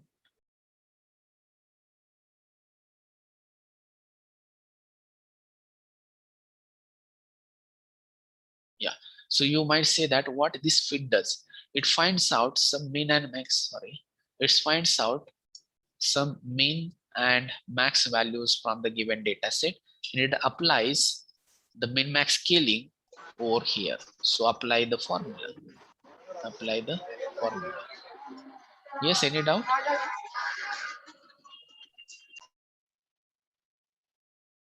Any doubt? Yeah. So how do we find out X scaled value? So it is equal to X original value minus X ka minimum value from all these X data points, all these X data points, divided by X max minus X min. So using this, we are going to find out this X scaled value. To find out what is X max and X min, we are using this fit function. And to apply this whole formula on a whole column X, we use this transform function. Try to understand this one. Each and everything is having its own meaning. So yeah, now this X value is going to be very small values. Now let me show you those values. Now you can just see these are very closer to 300. So the very small value, that is 300, that will be considered as a 0, and the highest value, that will be considered as a 1. So these are some last values, so that are closer to 700, 800. That is why they are closer to 1. And these are initial values that are closer to $300, and that is why they are closer to 0 over here. Yes, I can share my notebook with you right now. You want my notebook? Let me share my notebook right now.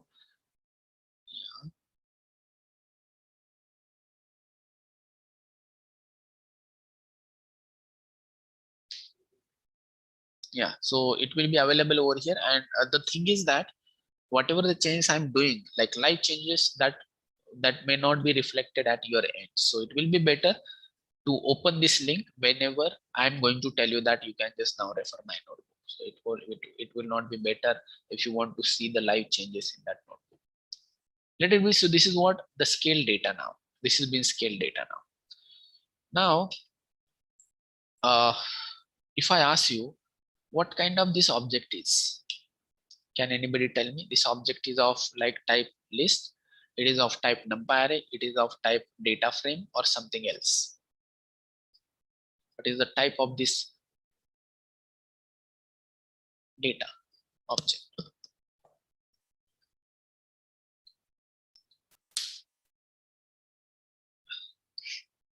What is this object is about? This is very important to understand.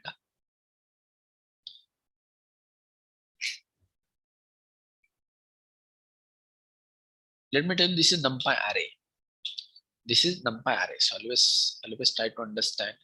If you want to be in data science, it is numpy array. It is numpy array. So let me just show you how we see the type of object. This is numpy array. This is numpy array. Let it be. Now let me show you the shape of x. Can you tell me what could be the shape of this x?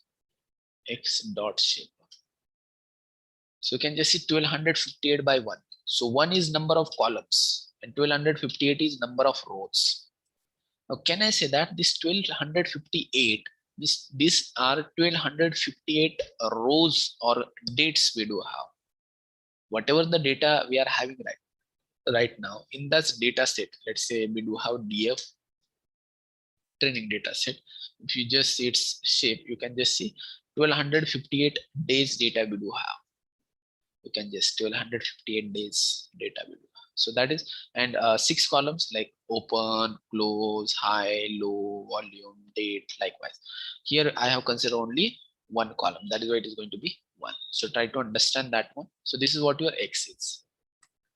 Now the next step is very important. That is what a pre-processing.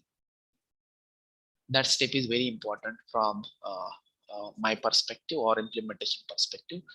We do have data of 1258 days. We do have data of 1258 days.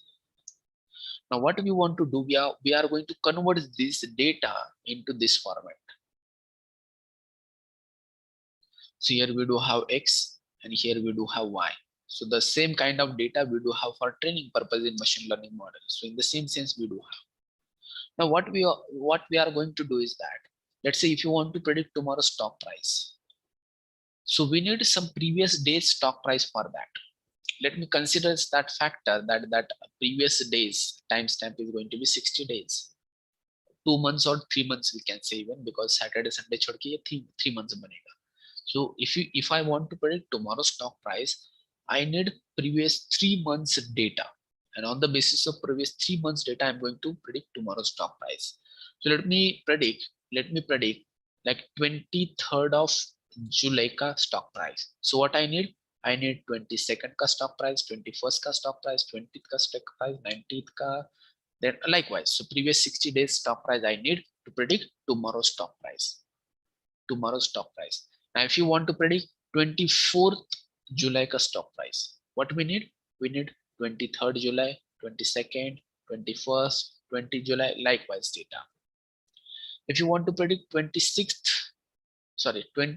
July's data, stock price, we need 24, 23rd, 22nd, 21st July ka data. So likewise. So in this format, I want to convert this data. This data I want to convert into this format. Now let me make this more easy. What I will do, I'm having some data like this 1, 2, 3, 4, 5, 6, 7, 8, 9, let's say. And your timestamp is going to be number of timestamp, maximum timestamp is going to be, let's say 4. Number of inputs is going to be n. So here I can say n is equal to 9. I can say n is equal to 9 over here. So these are some stock prices, let's say 1, 2, 3, 4. These are stock prices, let's say. Now I want to convert this data into this format, like X and Y format. This is what X is, this is what Y is. So this is what Y, this is what X. Now predict tomorrow's stock price. We need previous 4 days data. So this T is equal to 4 means previous 4 days data I'm going to consider.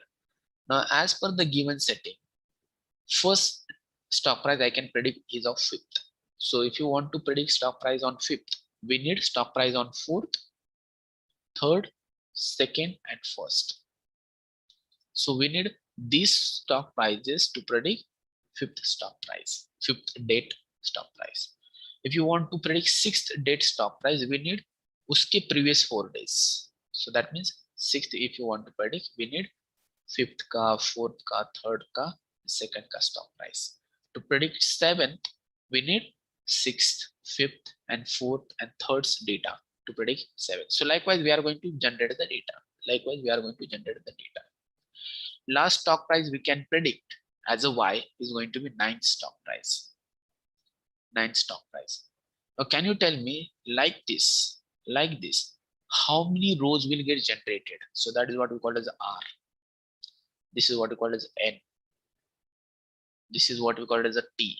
So can you tell me how we can find out number of rows over here? So what is number of rows in this case? What could be the maximum number of rows possible in this case according to this data? Is it R raised to N?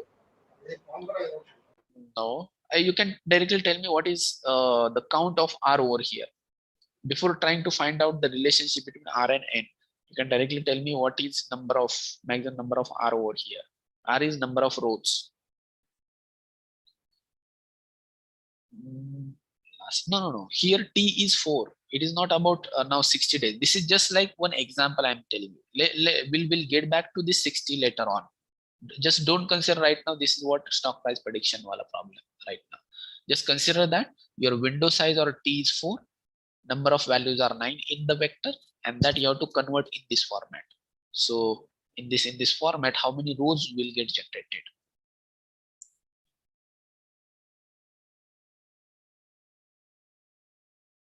Okay, 10 rows.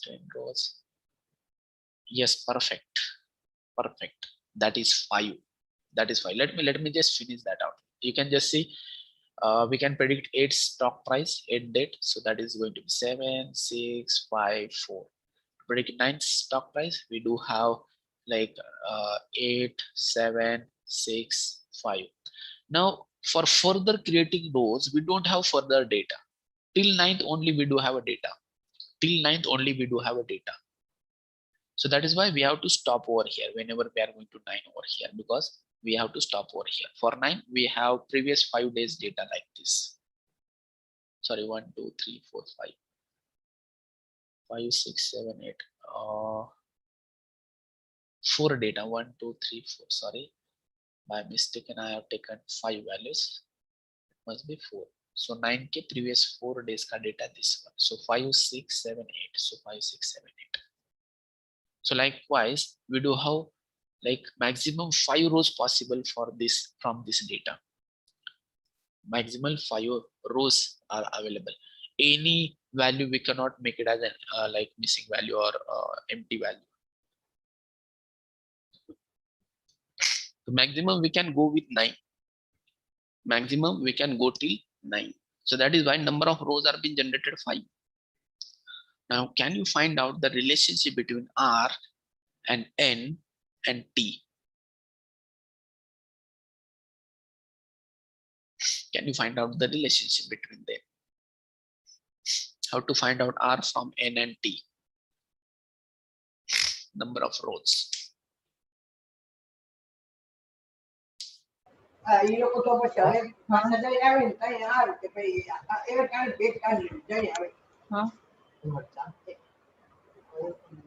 Yes, perfect. Perfect. That is going to be N minus T. That is going to be N minus T. That many rows will get generated. That many rows will get generated out. N minus T. So N is 9, T is 4. So it is going to be 5 rows are being generated. In the same sense, if you just see over here, T is going to be 60, N is going to be 1258. So how many rows will get generated? N minus T. So how many rows? 1258 minus 60. So it is going to be 1198. It is going to be 1198. So 1198 rows will get generated out here. The same data I want to generate now. So same format. So till we convert this vector into this XY format, we cannot train the data, because for training purpose, we need data in X and Y format. And this X must be time series. It must be time series. So likewise, 1, 2, 3, 4, 5, 6, 7, likewise.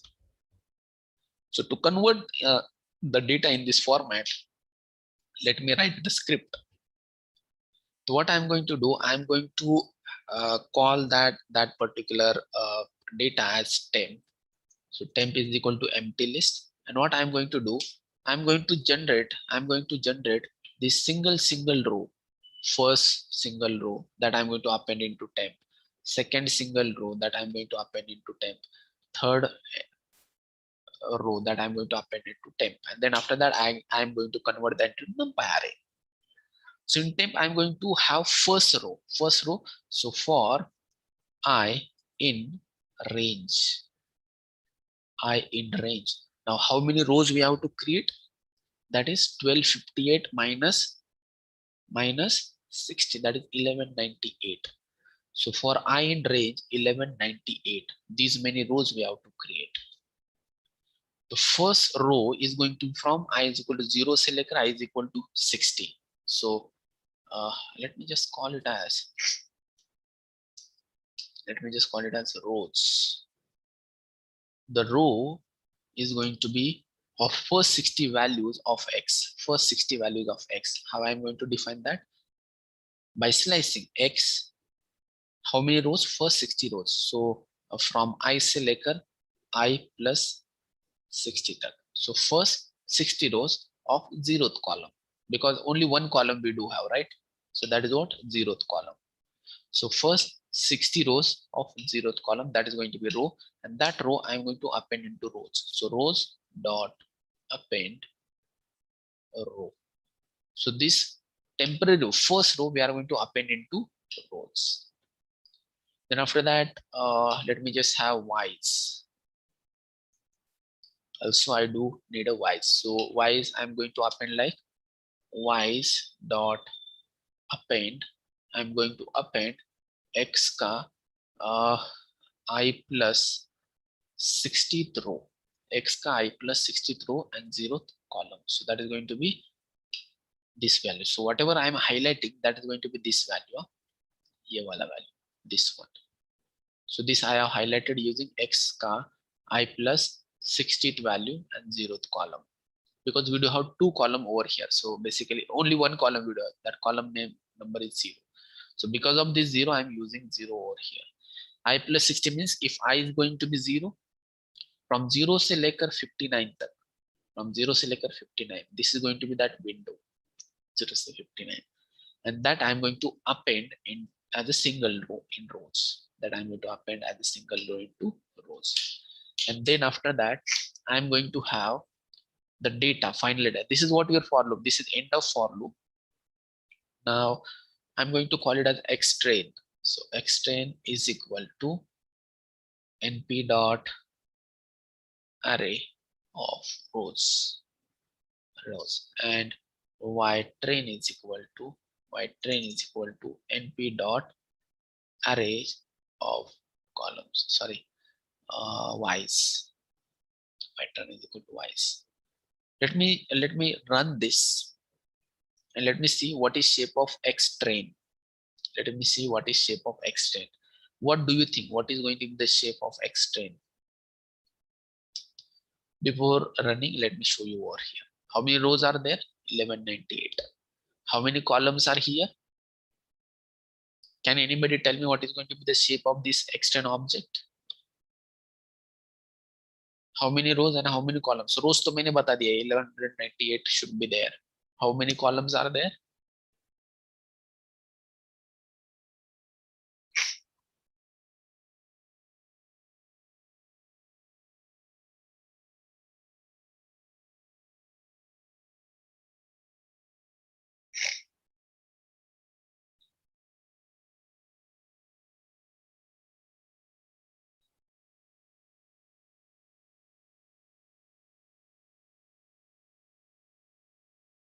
In every row, how many values are there?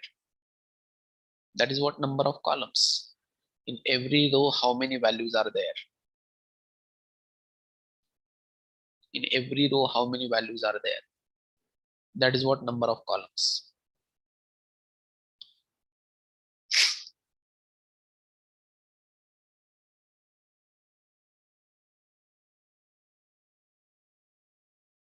No, it is not like that. Exactly, you can say कि 10 values will be there, 20 will be there, 50 will be there, 100 will be there. जैसे मैंने यहाँ पे बोला है 1198.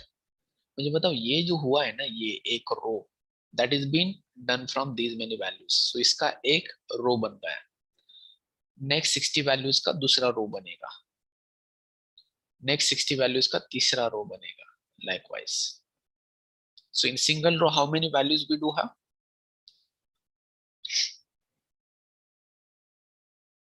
Even in the code you can see. In single row, how many values we do have? Here you can just see.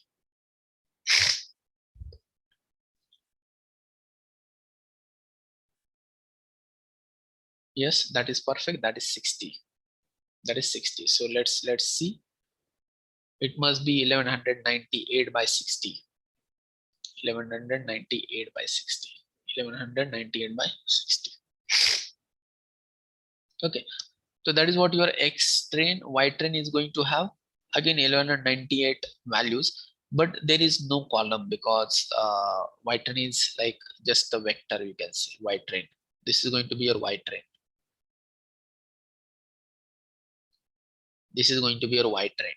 This is going to be your Y train. So it is going to have 1198 values. It is going to have 1198 values. So if you just want to see Y train shape,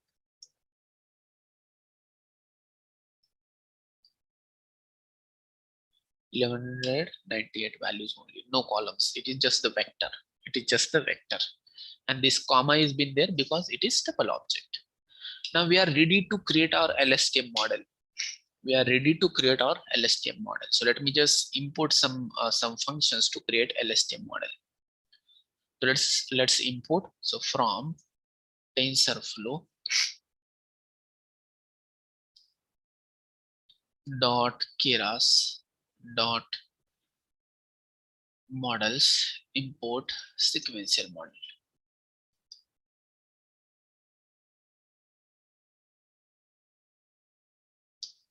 From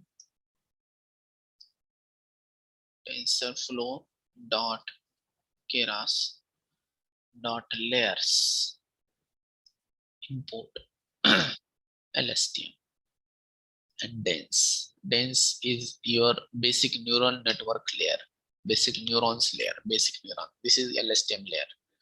Let me have that one.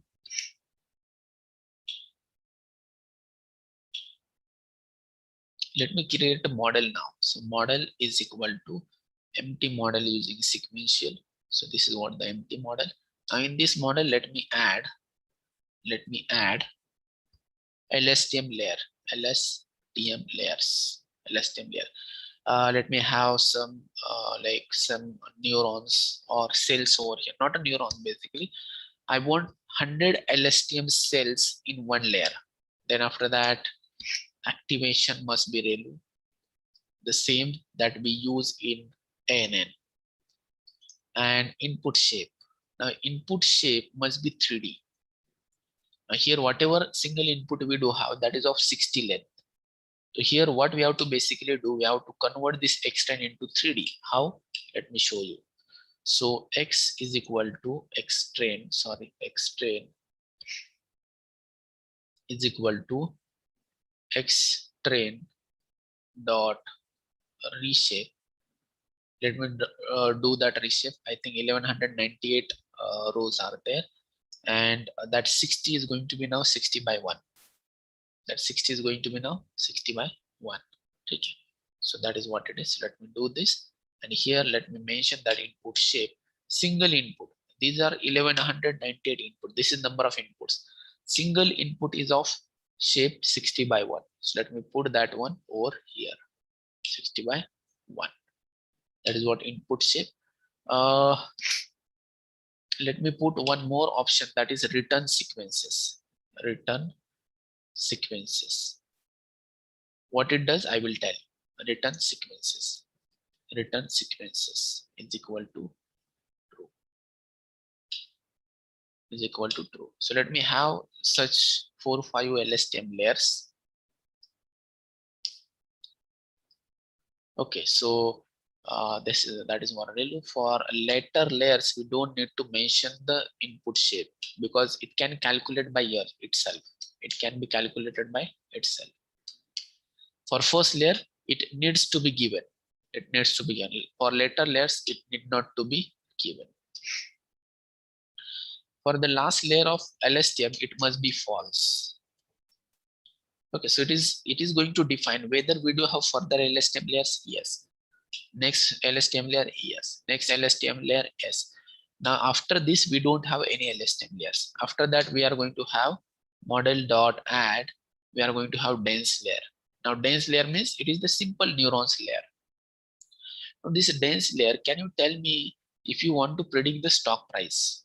If you want to predict the stock price, and if you give a choice, whether this problem is of regression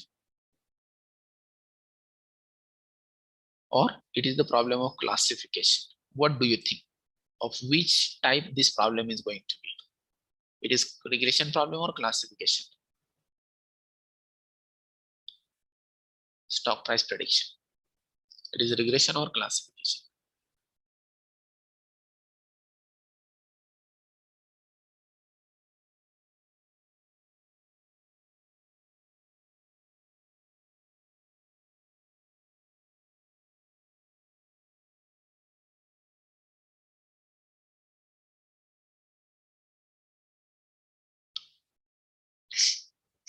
Yes, perfect. It is regression.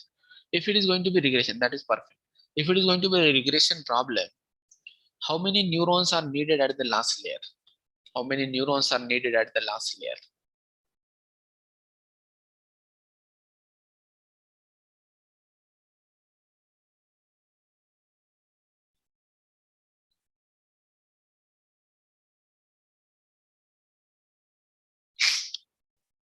Always keep in mind, in case of regression, number of neurons in the last layer, this is what we call as output layer. If you are doing regression, the number of neurons in the last layer, that must be always 1. And if you are doing classification, the number of neurons in the last layer must be n. N means number of classes. Number of classes. Okay, so that is what it is. So here we need to use only 1 neuron. That is going to be only 1 neuron. And no need to define activation function because by default it is linear activation. So that we must use over linear activation. Yeah, that is what model. Let me just create the model. Yeah, model has been created. Let me train the model. Let me train the model. So to train the model, let me just first compile it. So compile means we are going to compile. In compile, we do set some parameters which are common to whole network. Now you can just say return sequences, activation, that could be changed layer wise. That could be changed layer wise. But there are some parameters that are common to whole model. One of that parameter is loss function. Loss function. So if it is going to be regression problem, can anybody tell me which loss function we must use over here for regression problem?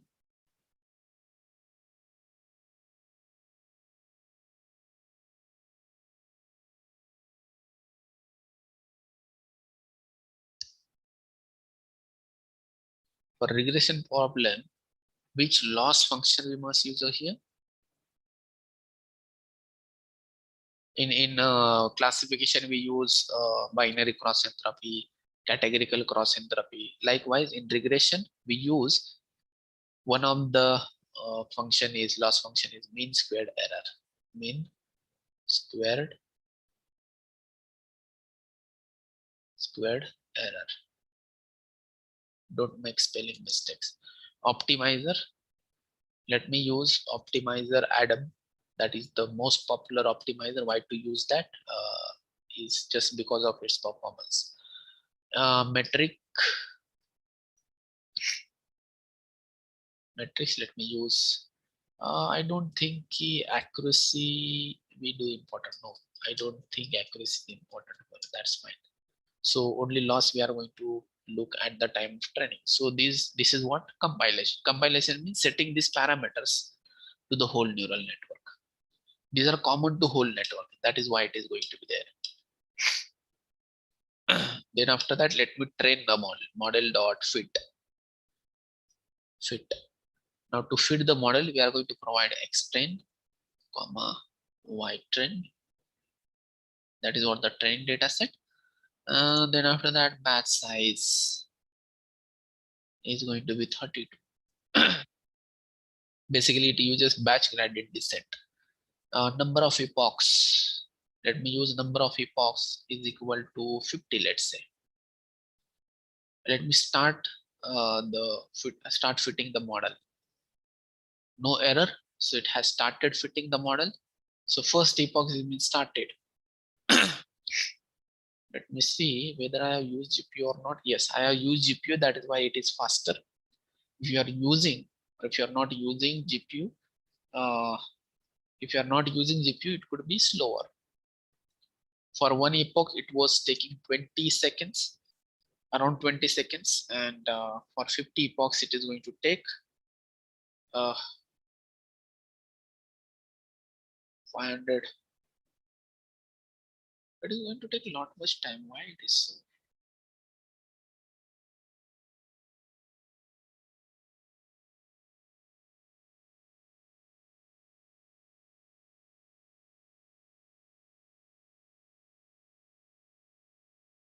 Okay, let me just stop this. Let me put batch size as like bigger one. Because I just want it as faster. So let me just make it as 64. One more thing. Let me make this LSTM.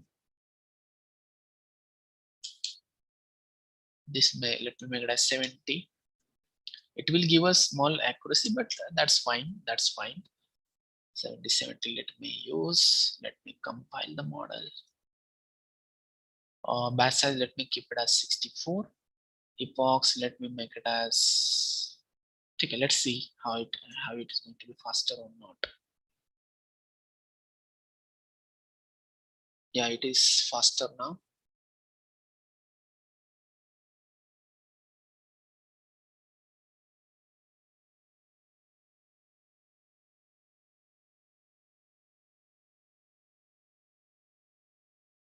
Okay, let's see. Yeah, loss is decreasing. You can just see loss is decreasing. Now you can just open that link I have shared with you. You can open link. After opening link, you'll see one option, copy and edit. You'll see one option, copy and edit. Copy and edit. So please click on that option so that the copy of this notebook will be opened over there. Copy of this notebook will be opened over there. And you can just run that at your side as well by making some changes, whatever you want. Loss is decreasing, so you can just see 2482, 247, 59, 33, 26, 22, 23, 22, 23. It's not decreasing further, right?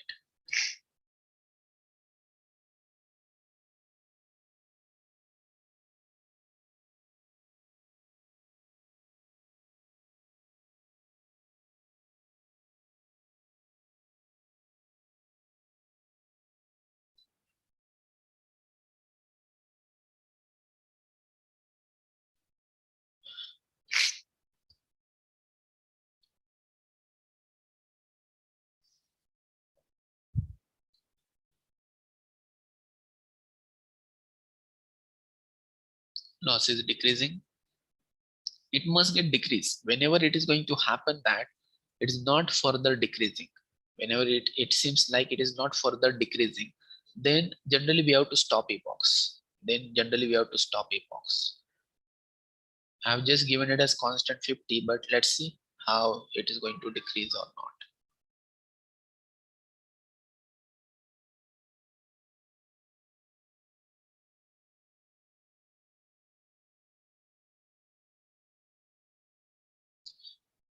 With the epochs done, please try to run that code at your end.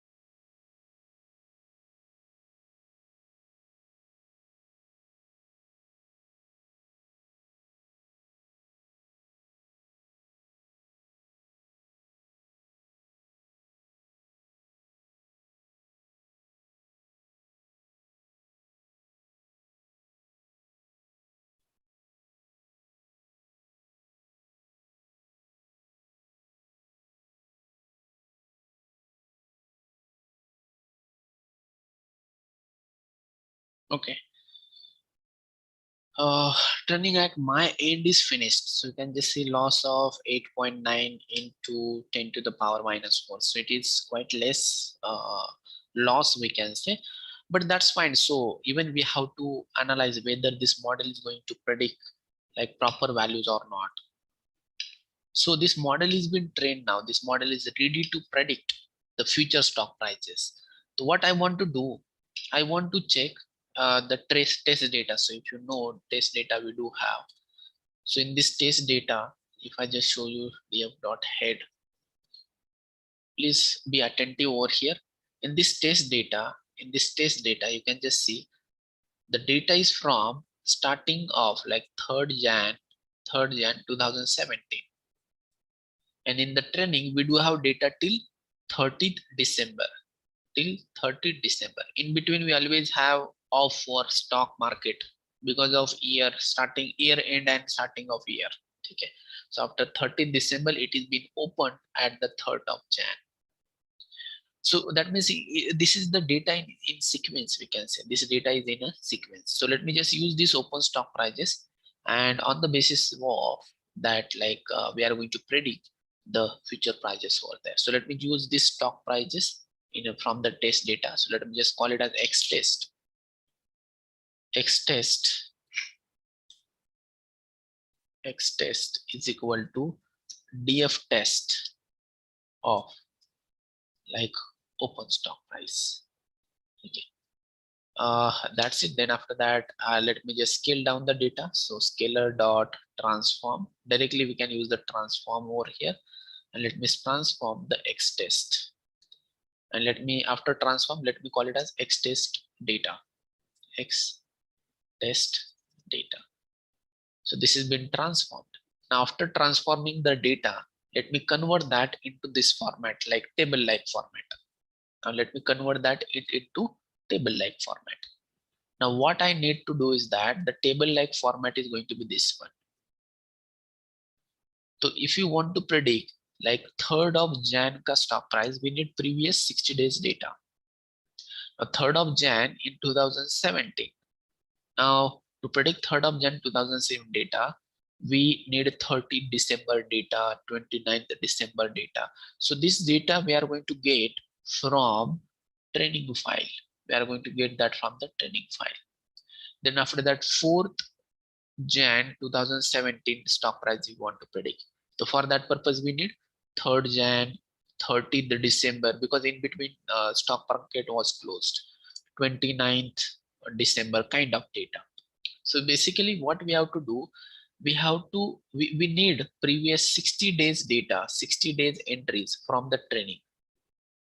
We need 60 days entries from the training, and testing we do have 20 days entry, 20 days. So it is going to be 20 days entry. So 60 days data from the training and 20 days data from the testing I'm going to have. And after combining them, I'm going to convert that into this data. Let me do that. So what I will do, I will create the final X final is equal to PD dot,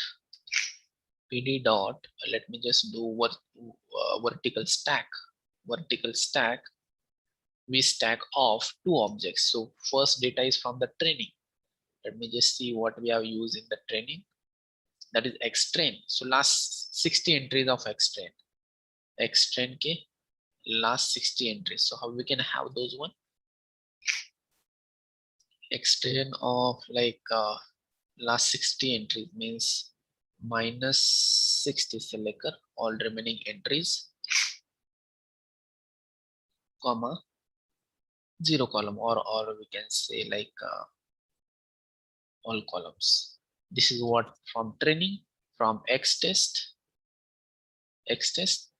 I want all the data files. So let me just have that one, X final dot shape. Let me check. So total 80 entries it is going to have. Sorry, PD NP numpy. It is going to have, it would have same number of dimension, array at index 3 dimension, and it has 2 dimensions.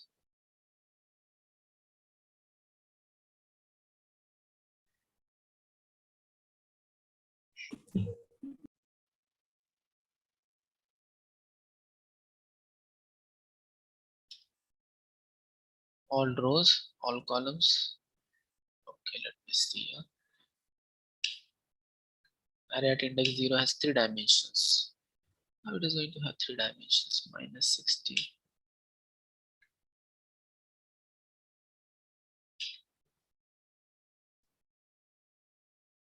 It is going to have 3 dimensions.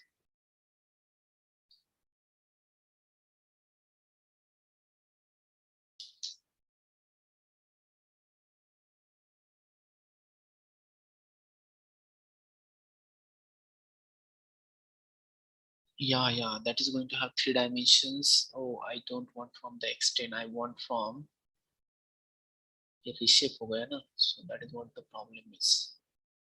Going to be extend rows. I just don't want rows. I just want it from X. Sorry, I just want it from X, not extend. I just want it from X.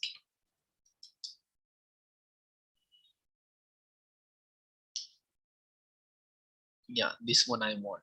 This one I want. So let me just call it as X only. Yeah, this one. This is not needed. Yeah, that is 80 by 1. Okay, so that is what exactly I was expecting for. XTest was converted into 3D already. So that we cannot take. We can take only X over here. So this is what X final. Now let me convert that X final. Let me convert that X final into that X test Y test form using this one.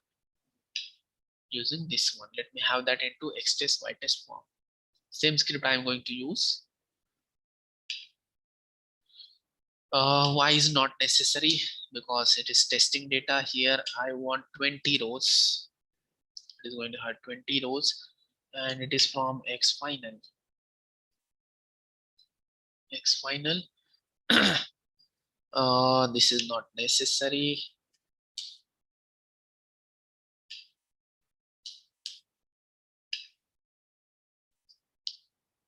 Let me call it as X test.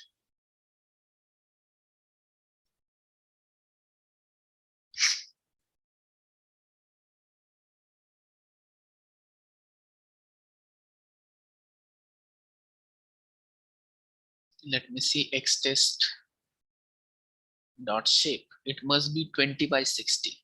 Yeah, 20 by 60. Now we are going to use this for prediction purpose. So what we want it in 3D. So what we can do is extend dot reshape. I will convert that into number of inputs 60 by 1. So what I will do, number of inputs 60 by 1. So that format I want to convert. So let me call it as extend again.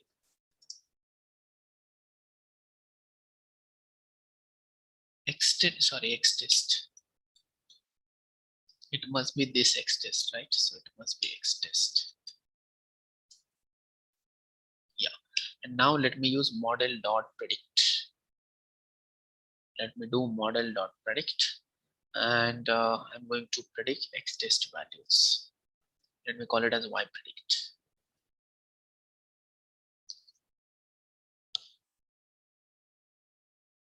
Okay, so it has been predicted. Let me show you what is been predicted. These values are been predicted. You can just see these values. You can just see these values. So 979796, 979899. So these kind of values we do have. So I do want this unscaled value. These are scaled values. I want to unscale this. So for that purpose, I'm going to use the scalar object. So scalar dot inverse transform. So that is the function that convert your Y predict values into unscaled format. So that is Y predict equal to. Then after that, let me show you what is Y predict is. These are predicted stock prices. These are predicted stock prices. Let's see how these are going to look like. How these are going to look like. So plt dot plot. Let me plot Y predicted. These are been predicted like this. These are been predicted like this. These are been predicted like this. Okay. And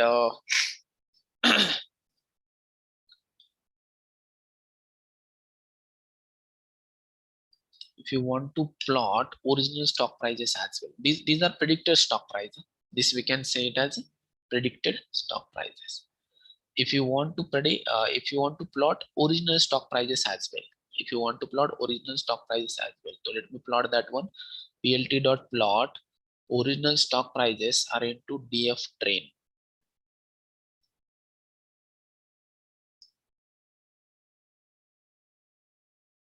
df train ka df train df test, sorry, df test. So let's see. Okay, so these are df test stock prices and these are df trend stock prices. So let me just show you. Yeah, so let me just color those one. This is going to be of color red and this is of color blue, I can say blue. Yeah, this is one. So you may say that, sir, this is quite different. You may say that this is quite different. So this is what your actual data and this is what your predicted. That is quite different. Let me tell you, just use in LSTM, just use 100 units of that one, and at the time of dot fit, just use batch size. Just use batch size 32. Batch size 32. So it will give you almost same kind of result. Almost this kind of result it will give you. Here we are not going to get exact results. Here we are not going to get exact result. Let me try that one as well. Let me try that one as well. So what I will do in this model, instead of 70 units per stem, let me use 100 because it is underfitting model. One, okay. Then after that mean squared error optimizer Adam. Let it be and extend whiten batch size. Let me use it as 32 and number of epochs. Let me use it as 20. Let's say.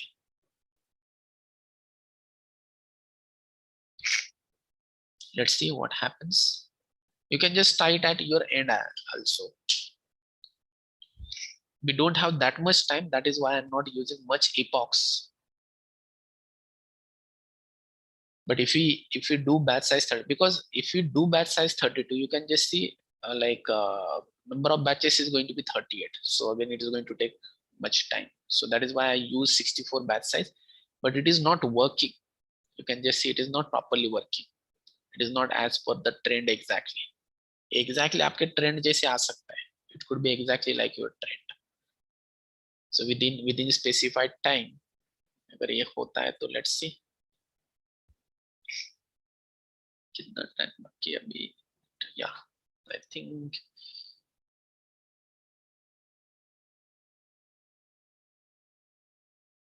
it will finish in 5 minutes. But you can just tie at your end. You can just tie it at your end. Let's see what happens. 25 box.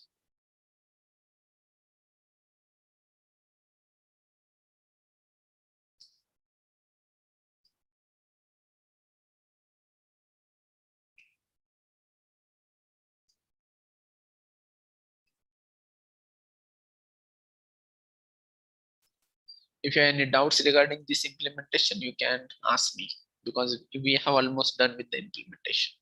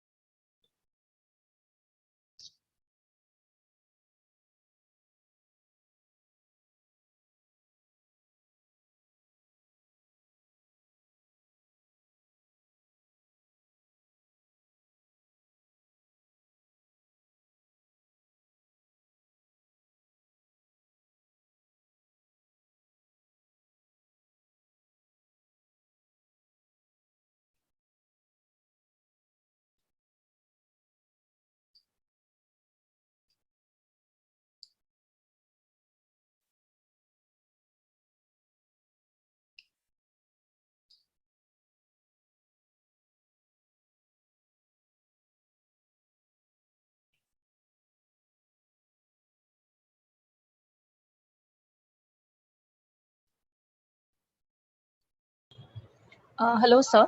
Yeah.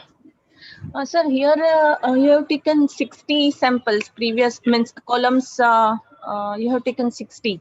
Yeah. So is it is depends on some calculation or approximately we can take? Yeah, I just taken it as one of the value. It is not calculated value. I just consider previous 60 days data. If you want, you can just increase value or decrease. Okay, so this is the previous samples, right, sir? Yeah, Matlab 60. So if we will take more samples, then can we get accurate data output? Yes, we can get, but it must be like sufficient number. It should not be like very small, or it should not be like very large. Okay. Because even if we say your stock prices changes season wise, it should not be like greater than that one as well, or even it is not going to be like very small. So you need to know the understanding of data. Generally the stock prices are dependent on previous 1 or 2 months trend. It should not be Yes, like sir. 1 year So or 2 again, years. sir, again, it depends on problem. Means this is the regarding stock market. So Yeah. means it depends on problem, right, sir? Yeah, exactly. Okay. Thank you, sir.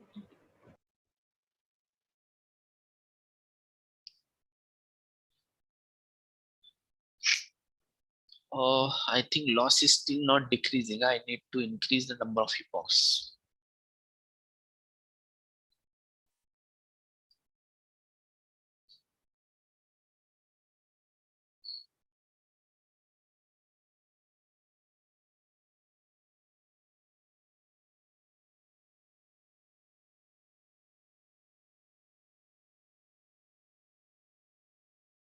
Okay, so these epochs are not sufficient.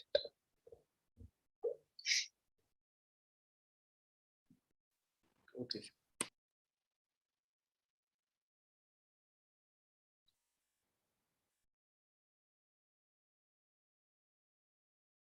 Again, you can try for more LSTM layers. I think we have used here 4. You can use 5 LSTM layers. If you are not going to get, I don't think it is also going to give us answer. You can just, if you just look at the loss, it is again like greater than the previous one. So I don't think it will work, but still I will show you.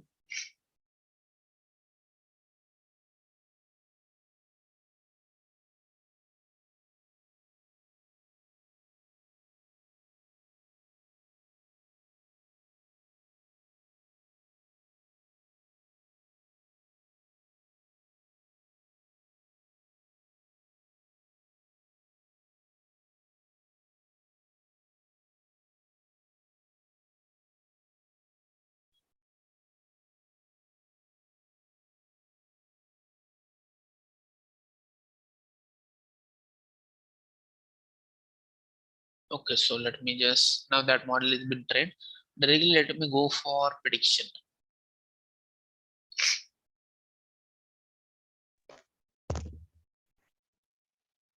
And let me show this now. It is again problematic. Like previous time it was over here, now it is below.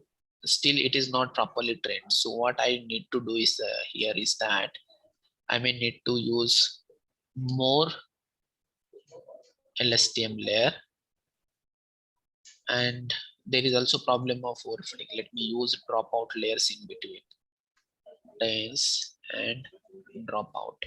Dropout is for reducing overfitting. So let me just use a dropout in between.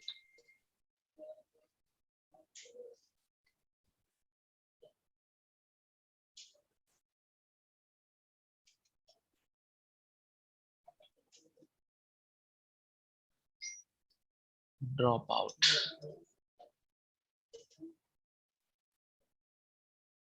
Let me use 20% dropout.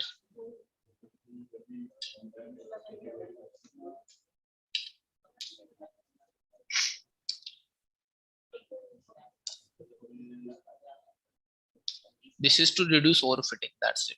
These are many concepts in deep learning. So let's do that one. And yeah.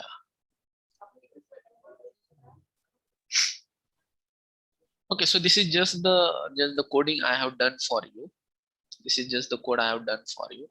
You can just check its accuracy at the end. So I'll be just like I can just say that your implementation is finished. The implementation is being finished. If you are having any doubt, and this is done from my side for stock price prediction. अगर कुछ doubt है तो please ask, because we are running out of the time. So it might be like you have planned something else. So if you have any doubts, you can ask now.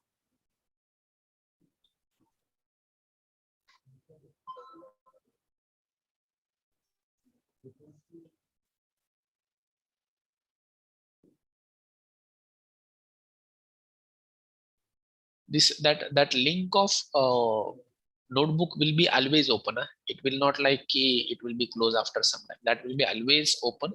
So you can go any time to that link and you can have this code.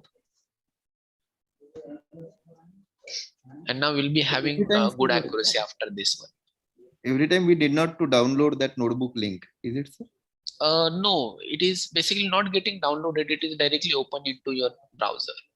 Oh, okay, sir. Okay.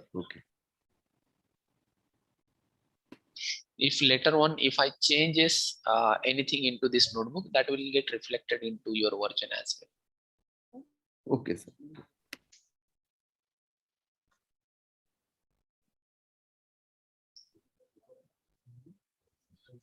Okay then. So it's done from my side. Yes, sir. Thank you, sir. The participant, if you have any specific question, you can please raise. You can unmute yourself and ask. Every time, sir, we need to download our data set. No, not needed. Once you have like added over here, for example, this is what the notebook you are working on. Once you have added that data over here, you don't have to download that. Even we have not downloaded it in our local machine. It is there at Kaggle side only. Okay, sir. Okay. So we need not to download on your local machine or in your drive. No, nowhere. Okay, sir. Okay. But in some cases, it is required, sir. If you are the notebook, if you are using some other, in that case, you required that. Yeah, if you are using your notebook in local environment, let's say we do have Jupyter notebook. Yeah. Or Anaconda. That time you need to download this data set, and after downloading only you can work on that in local machine. Okay, sir. Okay. Thank you, sir. Thank you.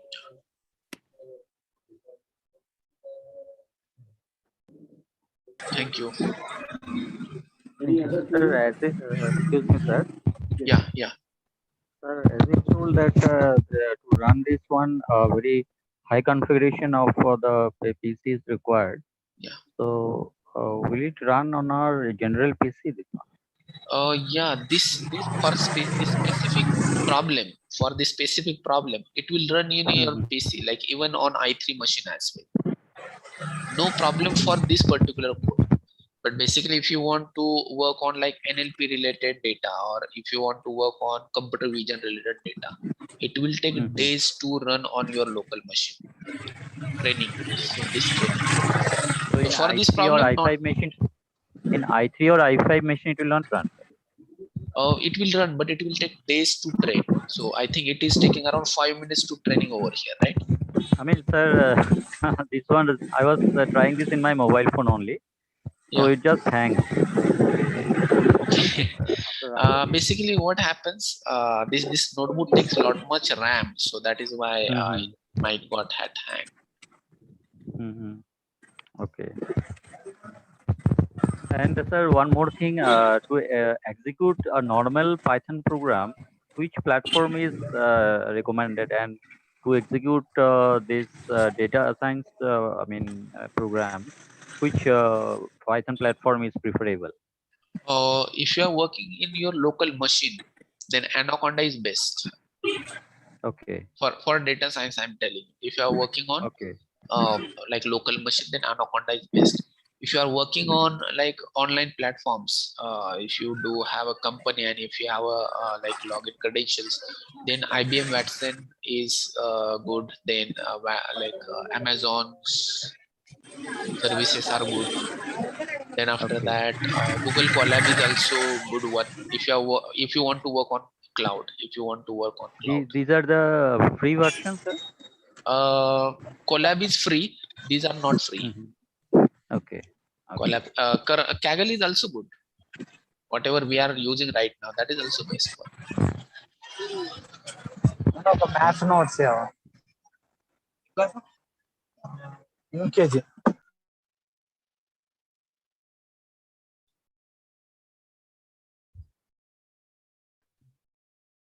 Thank you. Okay, Vivek, thank you very much for sharing your hands-on session. Okay, I hope the participant must have enjoyed it, and I'm getting a lot of responses on the WhatsApp group as well as the chat box. So it was excellent. Again, we'll have few more sessions by Mr. Nikam. Thank you, Vivek. Yeah. Thank you, sir. Thank you. Thank you so much. Really, sir, explanation was very nice today. Very simple explanation. Yeah. Thank you so much. Thank you so much, sir. Thank you so much. Thank you, sir. Thank you.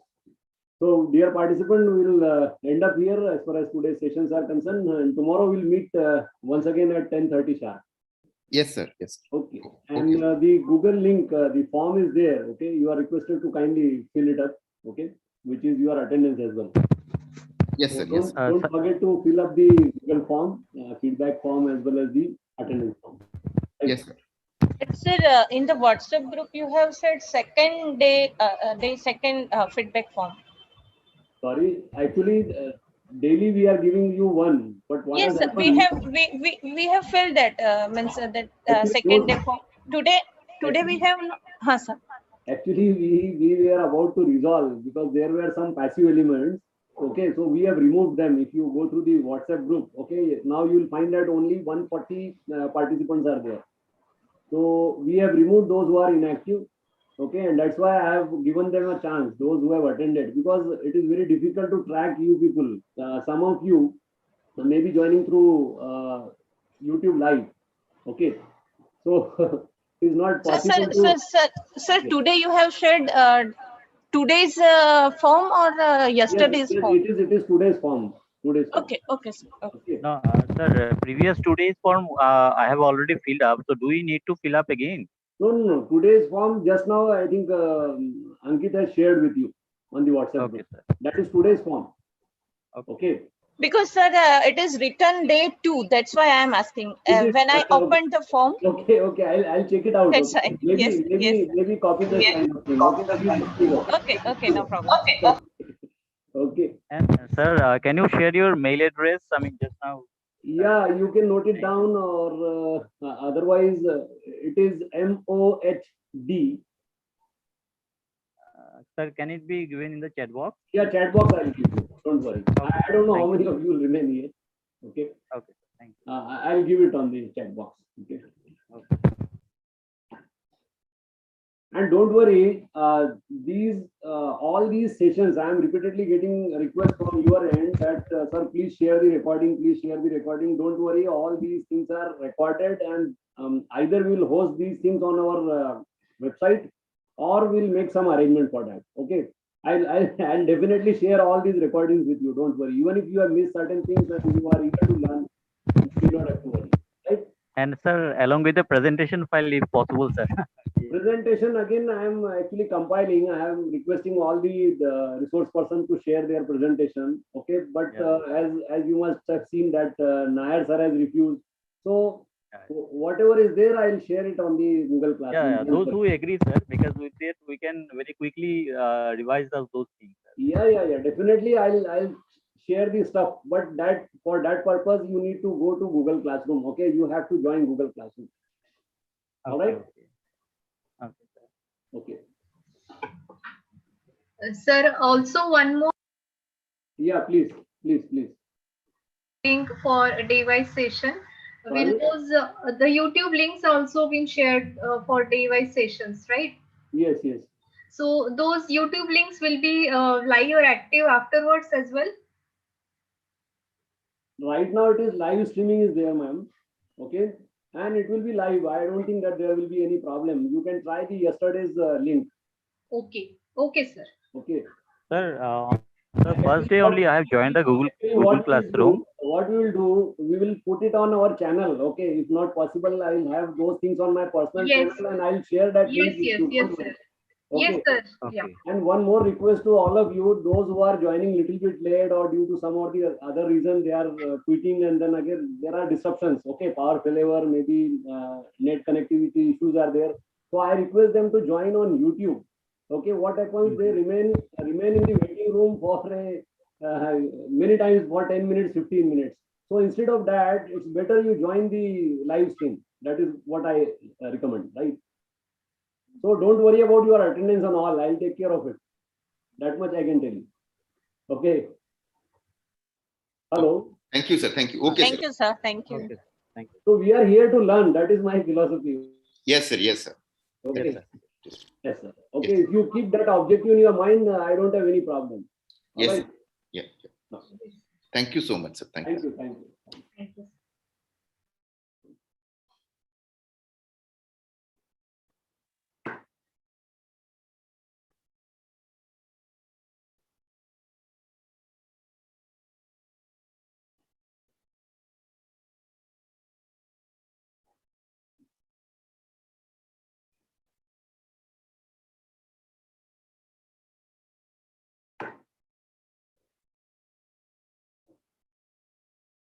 So see you tomorrow morning 10:30. Okay. I'll take your leave now. Thank you very much.